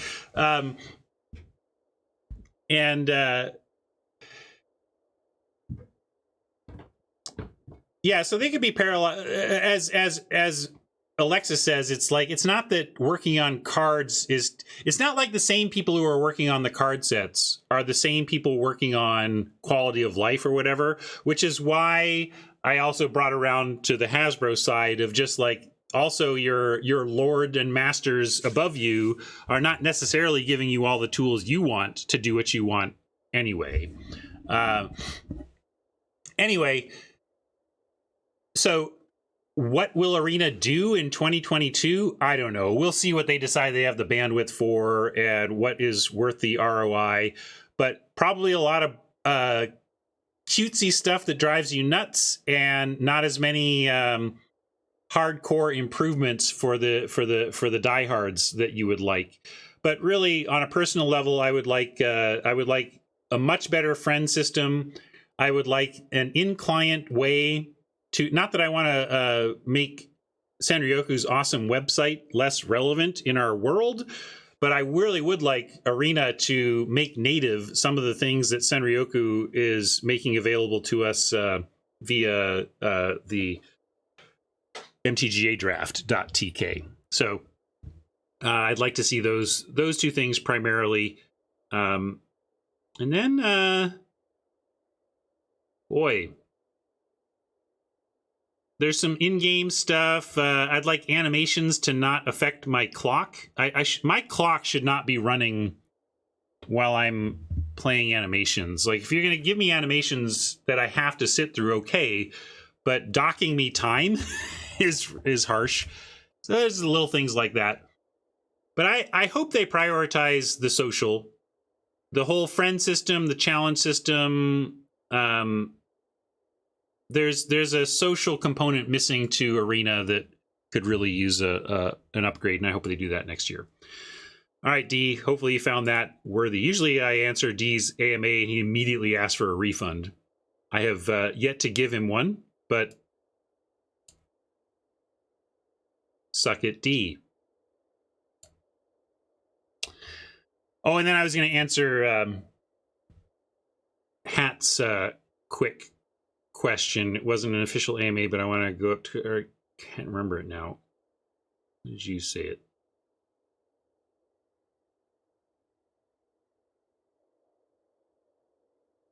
Here it is. What's your opinion of why training didn't work as a mechanic? Is it that the train cards themselves are poorly costed and statted? Personally, I think it has more to do with the lack of 3/1s for 2. There is, that's one component. I think certainly a 3-power 2-drop at common that has been so prevalent, right? It's just been a common. It's been a almost every set kind of deal. And then in a training set, they didn't have it. I think that's part of it. I think the other thing is lack of toughness on training creatures. What if that trainee was a 1/3 instead of a 1/2? I just think they missed out on just bumping the toughness up around on those trainers a little bit, so that you could actually play a game where it's like the problem is that trainee doesn't block. A 1/2 blocks nothing. A 1/3 actually blocks relevant stuff, right? So I just think in a lot of cases, if the trainees just had a little toughness, they could survive their first attack, get a counter, and then maybe get another one. The real problem I found with the mechanic is that, all right, there it is, counter, and traded and dead. Okay, dead, right? All right. It's hard to get them going because of that. It's like, if you would do it, if it's going to actually get them, they trade off with them. So I think that's that would be my main thing that I would test first. Not that I know the solution. I mean, the thing with game design is that you propose a possible solution and then you play test it. But I would like to play test the creatures with training as higher toughness. And then I think, the training decks could also have this different way of playing where it's like, I'm actually successfully defensive for a while. And then when I decide to turn to offense, my team starts growing.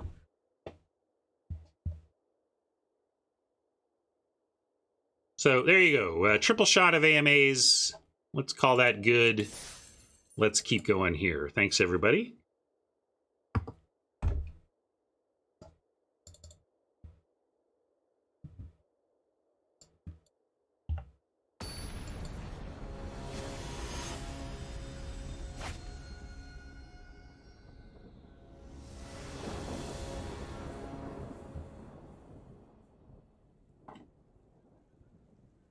Yeah, also lower cost training. Yeah, just getting trainees going a little faster. It's just ultimately just the mechanic felt like the training creatures, if they were not attacking right away, were just awful. Were just so bad that you couldn't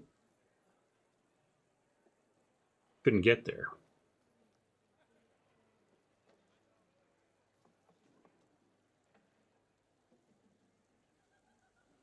Uh-oh.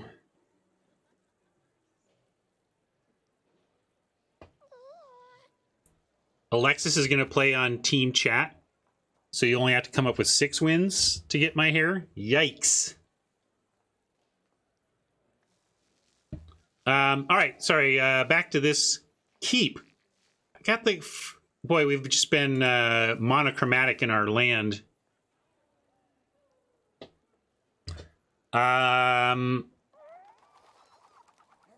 going first, I'm going to keep, but I hate this. But I hate mulliganing more.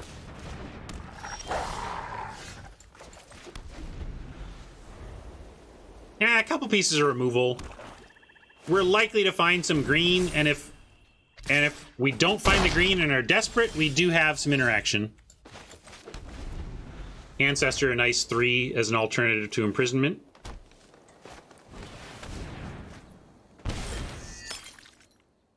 Not going to take out the wolf here, though. I'm just going to ancestor that. If they want to...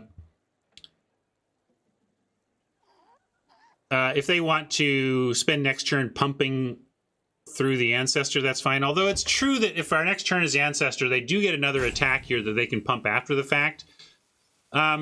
Maybe I am supposed to just pick this off. We're not gonna.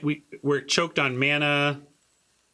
I'm gonna do it. It's not great, but I just don't feel like I'm having the room for this anytime soon. And I'm still gonna go. I guess I'll go forest here in case we get another forest and want to do Scorp next turn or something. But I like Ancestor to max the mana here.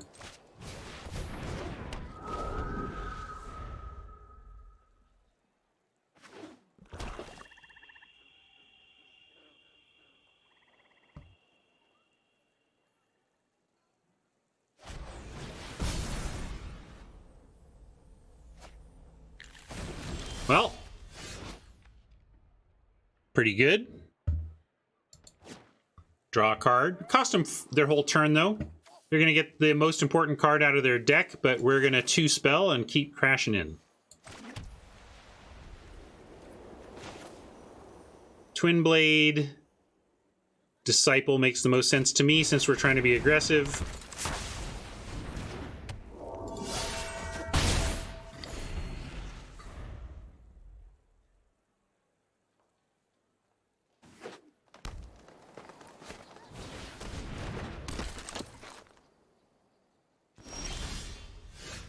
Triple Scorp. Whoa. Well, it's a little smelly. Something smells fishy is what I mean. But I am going to send in, see what they got. Then am I dropping a Scorpion? I don't even know what the Scorpion does here, but let me see what they do with blocks. I thought it just got everything. Search your library for a card, put it into your hand. Yeah, it's just a 4-mana. You know the diabolic tutor. It's just they've managed to make a rare diabolic tutor.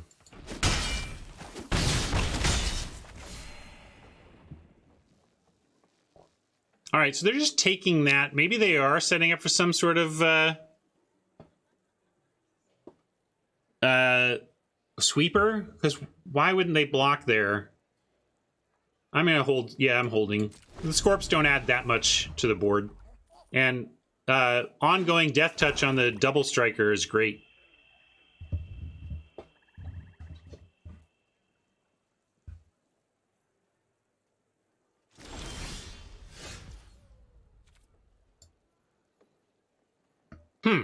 What is up? What is going on here?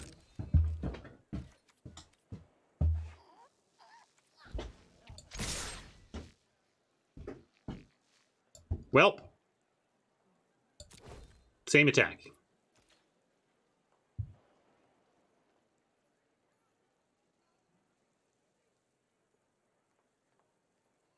Diabolic is not more mana.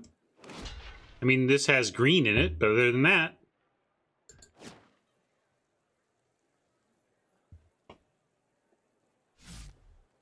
Oh yeah, Diabolic was the fixed demonic. They're like, well, demonic tutor is busted. What if we double the cost? Then it's fair.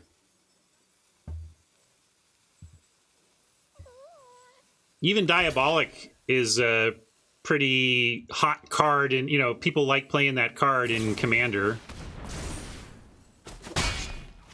That actually had me wondering if we were supposed to Scorpion in advance, but in this case, twin blading, I just like twin blade on the ancestor, and then they might, I guess they have removal mana up.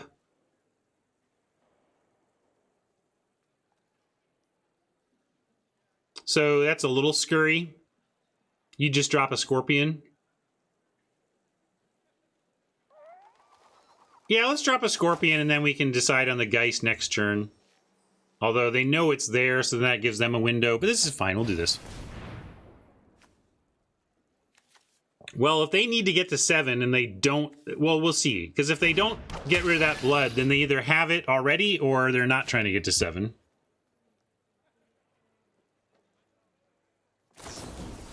It had the word dark in it. Dark. Well, there you go. I'm glad I didn't try to suit anything up. Dark.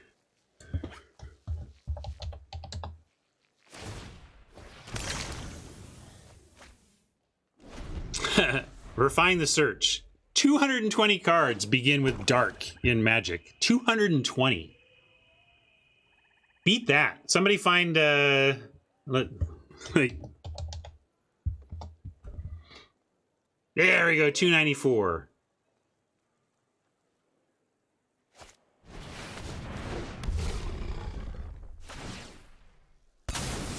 $236 beats fire beats dark by 16. Nice. Hey, look, it's just what we thought, everybody. Well, this was one of those games that shows us why this format is DUMB. Pretty dead now. Pretty dead. But, hey, let's do this.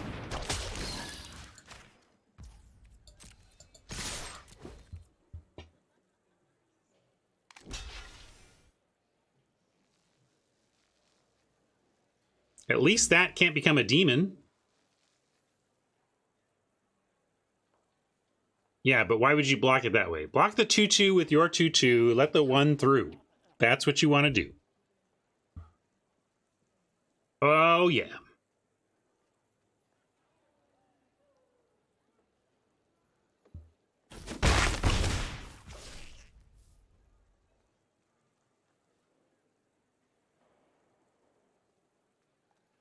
Is there any way to win from here?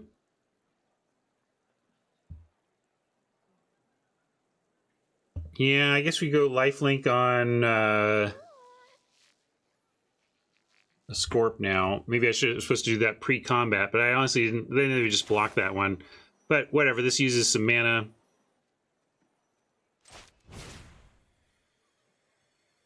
Yeah, that's right. We should put it on the biggest thing, though.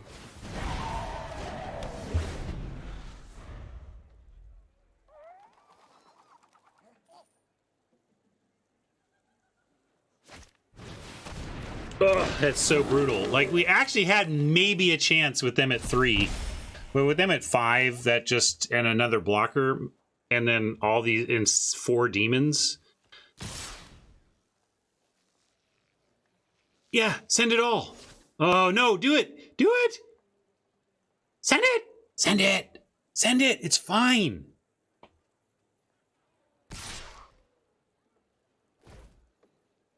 Okay, so now we just take and hope.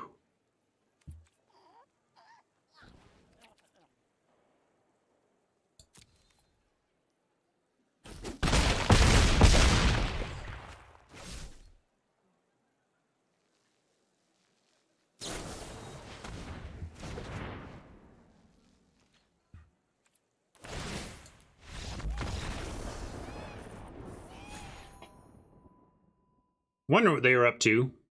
But that does it.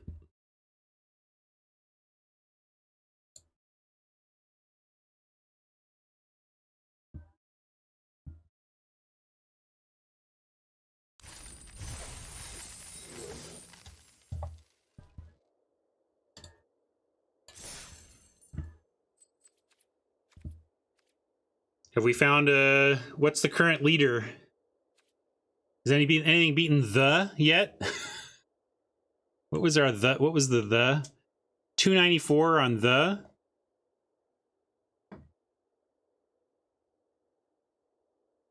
Trouble with Demon D is that none of them start with demon. It's always some kind of demon. And some kind, you know, demon is not is the last word of Magic card names.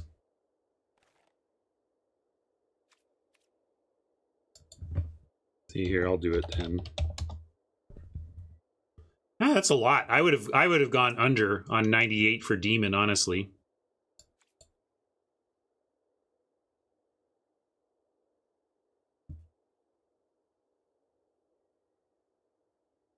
Well, that doesn't count. We can try it this way, though. A space. What about a space? Oh, it didn't do it. There's no way that 3,387 cards start with the word A.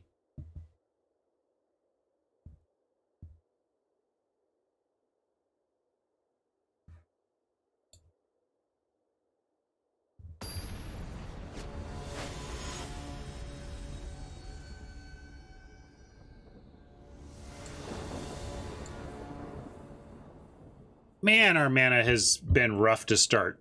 But this is another keep. But it'd be nice to start a hand with each of your colors once.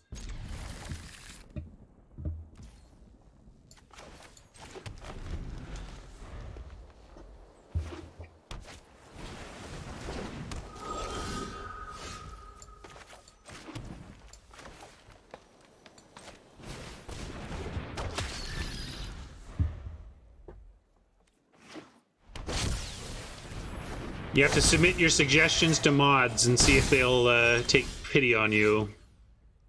Well.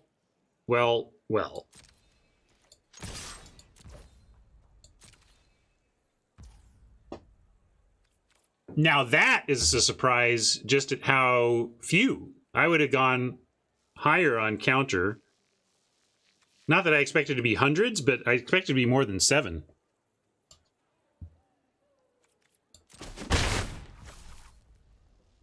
Well, gang, don't love how this is starting. Turn 2 bomb from Oppo and us stuck on 2. So let's see how this goes.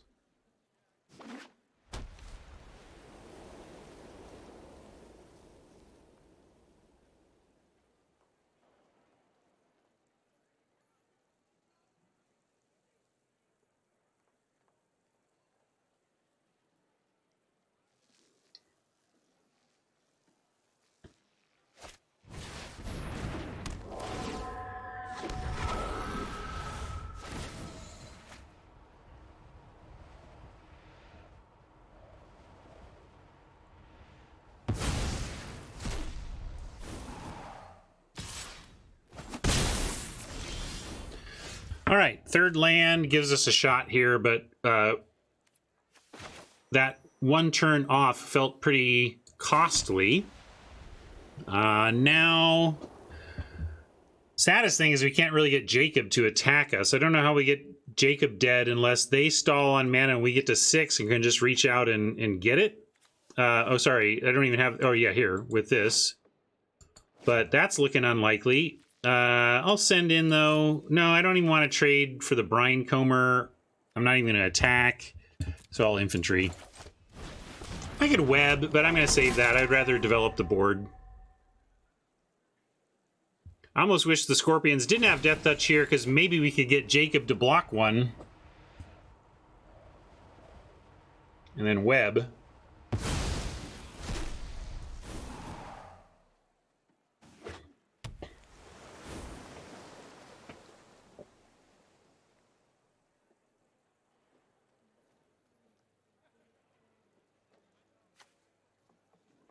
When I first read this card, I thought it was a looter, which is already good, but mostly a looter. I didn't feel like it was going to flip that much. But the removal has been medium enough in the format that actually this has been flipping a lot. So it definitely went up for me when I saw how often it was flipping.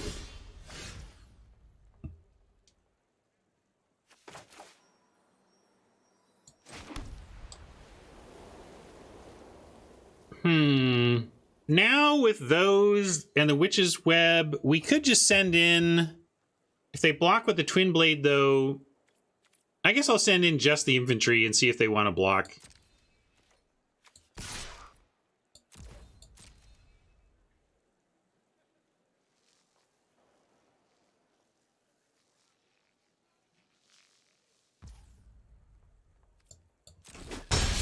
They do not. Retribution and Web up is interesting here. I think I'm going to keep Retribution and Web up. But what's my other option? Play a Scorpion? Yeah, that's not that exciting.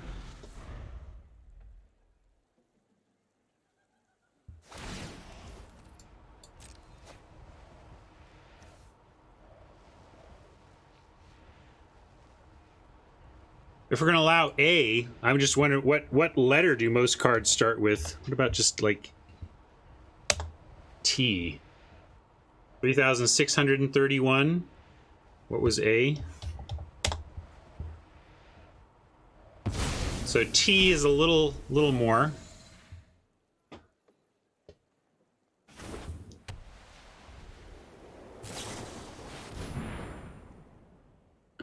These pretzels are making me thirsty.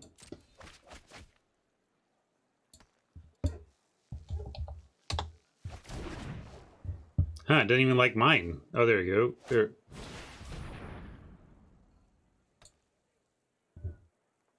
Yeah, it's fair. The S fills up quickly.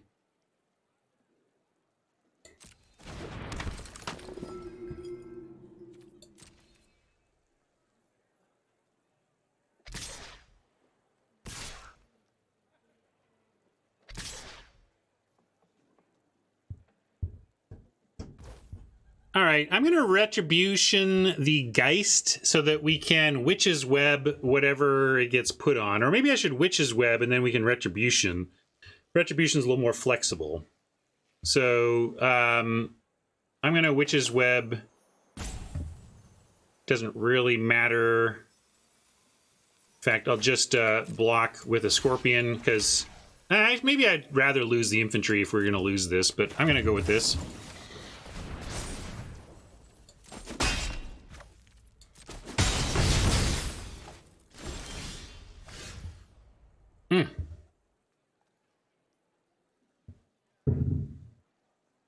Yeah, Bearer is another thing we got to worry about. I thought the Twin Blade was even more concerning than that, but maybe we just have a lot of stuff that's going to be problematic. I think right now, though, I'm going on Dormant Grove, let him suit something up, and yeah, I don't know about this. I'm doing it, though.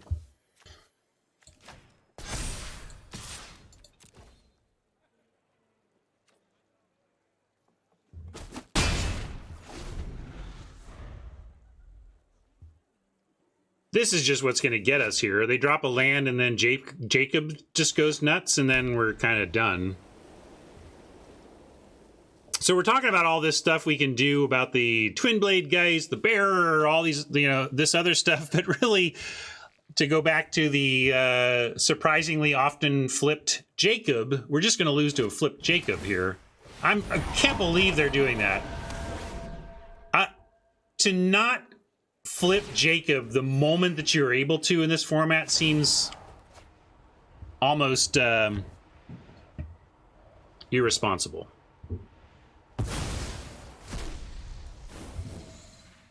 Come on, Magic Gods. Wolf Strike. Let me punish Oppo for that hubris. One time.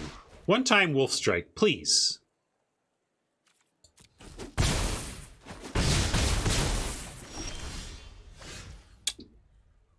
Instead, we are looking at another average result. The old 3-3. Could be worse. At least we got to 3 wins. Anything we can do here? Now we're on...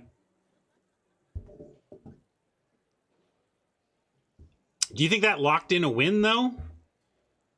I think flipping Jacob's got to lock in a win even more, but I don't know.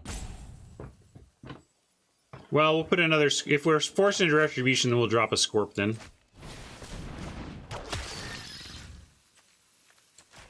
Double Death Touch!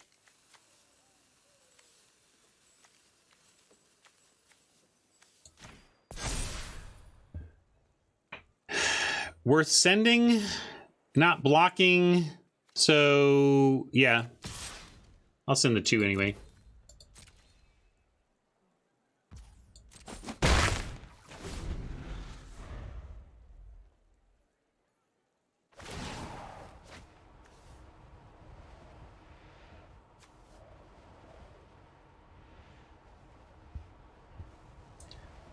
Well, our deck did its thing for a few games, and we got bombed in 2 of the games. We lost to the old demon and now to Jacob.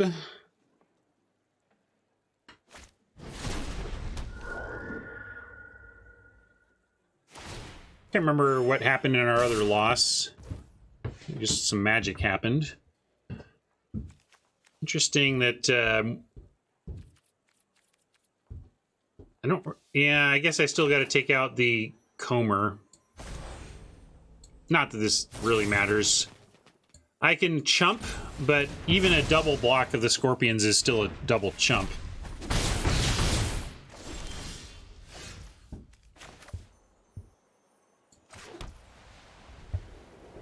So now, I guess we're not... Well, we're dead because we need too many draws.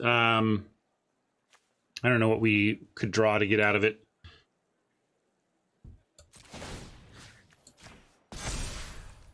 I got one more turn, but what's the plan, JC? What do we hope to draw that then gives us a turn after that? That's what I'm concerned about. Hunter doesn't do it, though. We only have 5 mana, so if we draw Hunter, we can't even cast it, and if we draw a land, we're dead.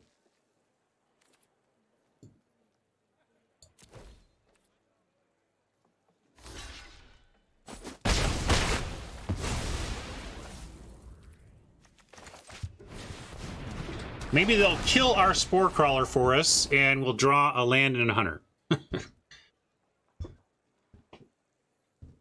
Or we attack in with a Spore Crawler, and it trades off, and we get it that way. But yeah, this is we're into legal Magic plays mode here. Watch me execute Magic mechanics totally legally.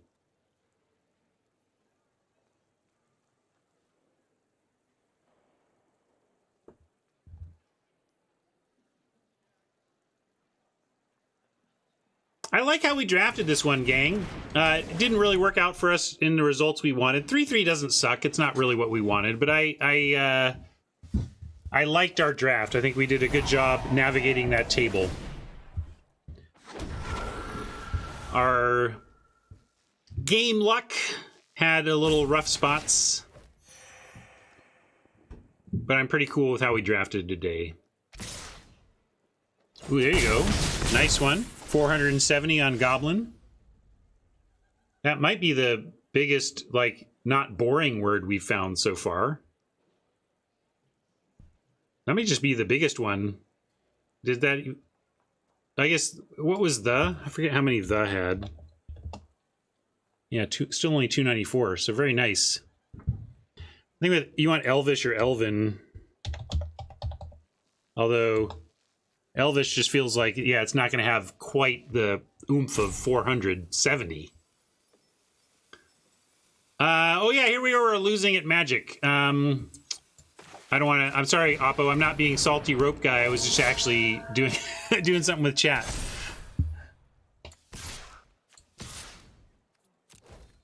That's interesting, just L. Because then you get Elven as well.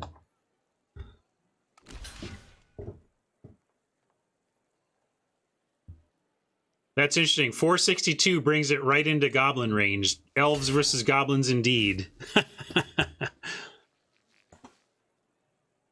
But yeah, Elemental is... certainly some non-Elvish things were being counted under L, right? Elephant, how many... You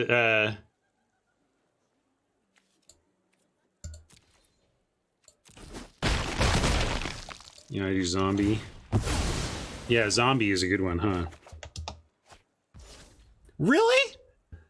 Wow, we're terrible at this. How is Goblin 462 and Zombie only 39? That blows me away. We found a fun new game though. See? Not all bad. unfortunately, we did.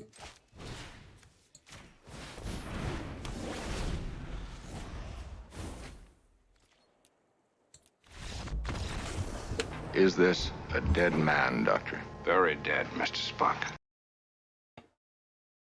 I get it, but I just thought there was I didn't think it was going to beat elves or goblins. I thought it was going to beat 39. That's what's blowing me away, is that it's only 39.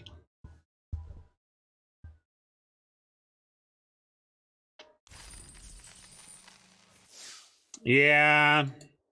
Oh, we got 4 wins. That makes me feel even better. Somehow I missed a win there. Obviously, that makes me feel a lot better, because 4 is like effectively profit when you take into account the grind. We'll call it effective profit.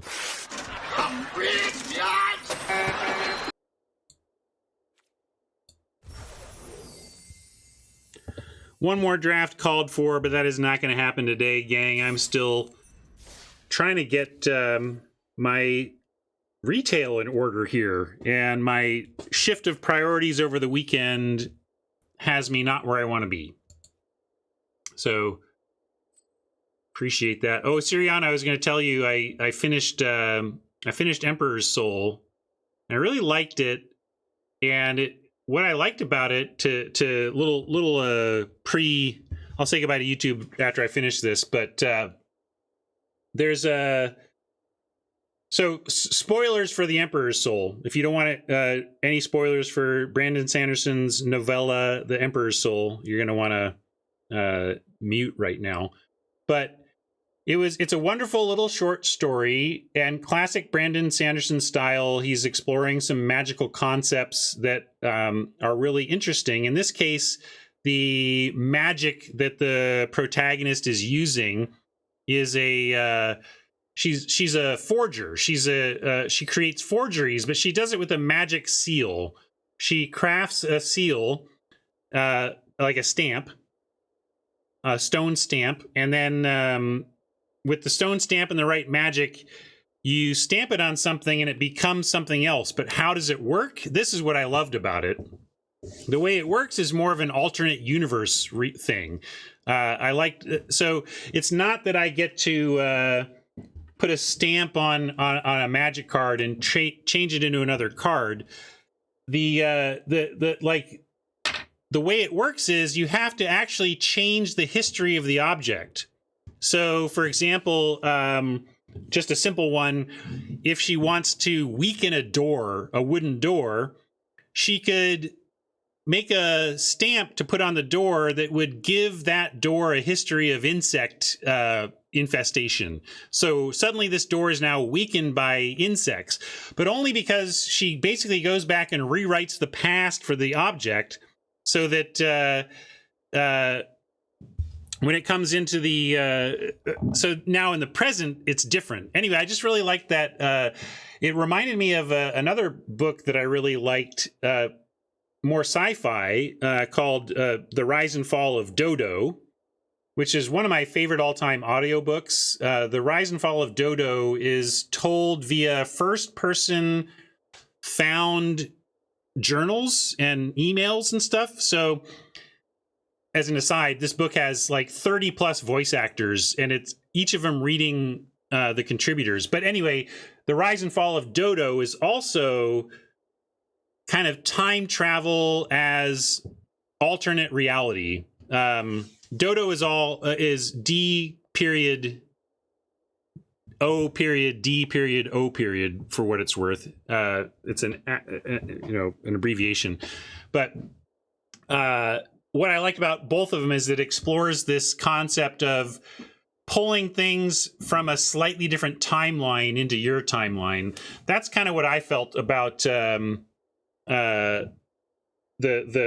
Emperor's Soul book, is that it effectively was secret. It was fantasy, but it actually played in my mind a lot like sci-fi, because of the nature of the kind of alternate universe nature of the magic tech. And I'm gonna find you something to link you to the one I'm talking about. Well, here's at least the Wikipedia article on the other book I recommend. This was Neil Stephenson's one of my favorite authors, and he co-wrote this one with Nicole Galland. And yeah, certainly, yeah, this would be a reasonably interesting place to start your Sanderson. It's because it's short. He ties up the loose ends nicely. It is a short story. Effectively, it's a little longer than a short story, but a little shorter than a full book. But he wraps it up really nicely, and conceptually, it was really fun. I enjoyed that a lot. But yeah, I really want to highly recommend Rise and Fall of Dodo as well. All right. Anyway, there you go. A little book talk to wrap up the stream. Thanks for hanging out, YouTube friends. We'll catch you at the next draft. And hey, look, it was even better than we thought. 4 wins were better than I thought. Maybe you were out there going, Ryan, you got 4 wins.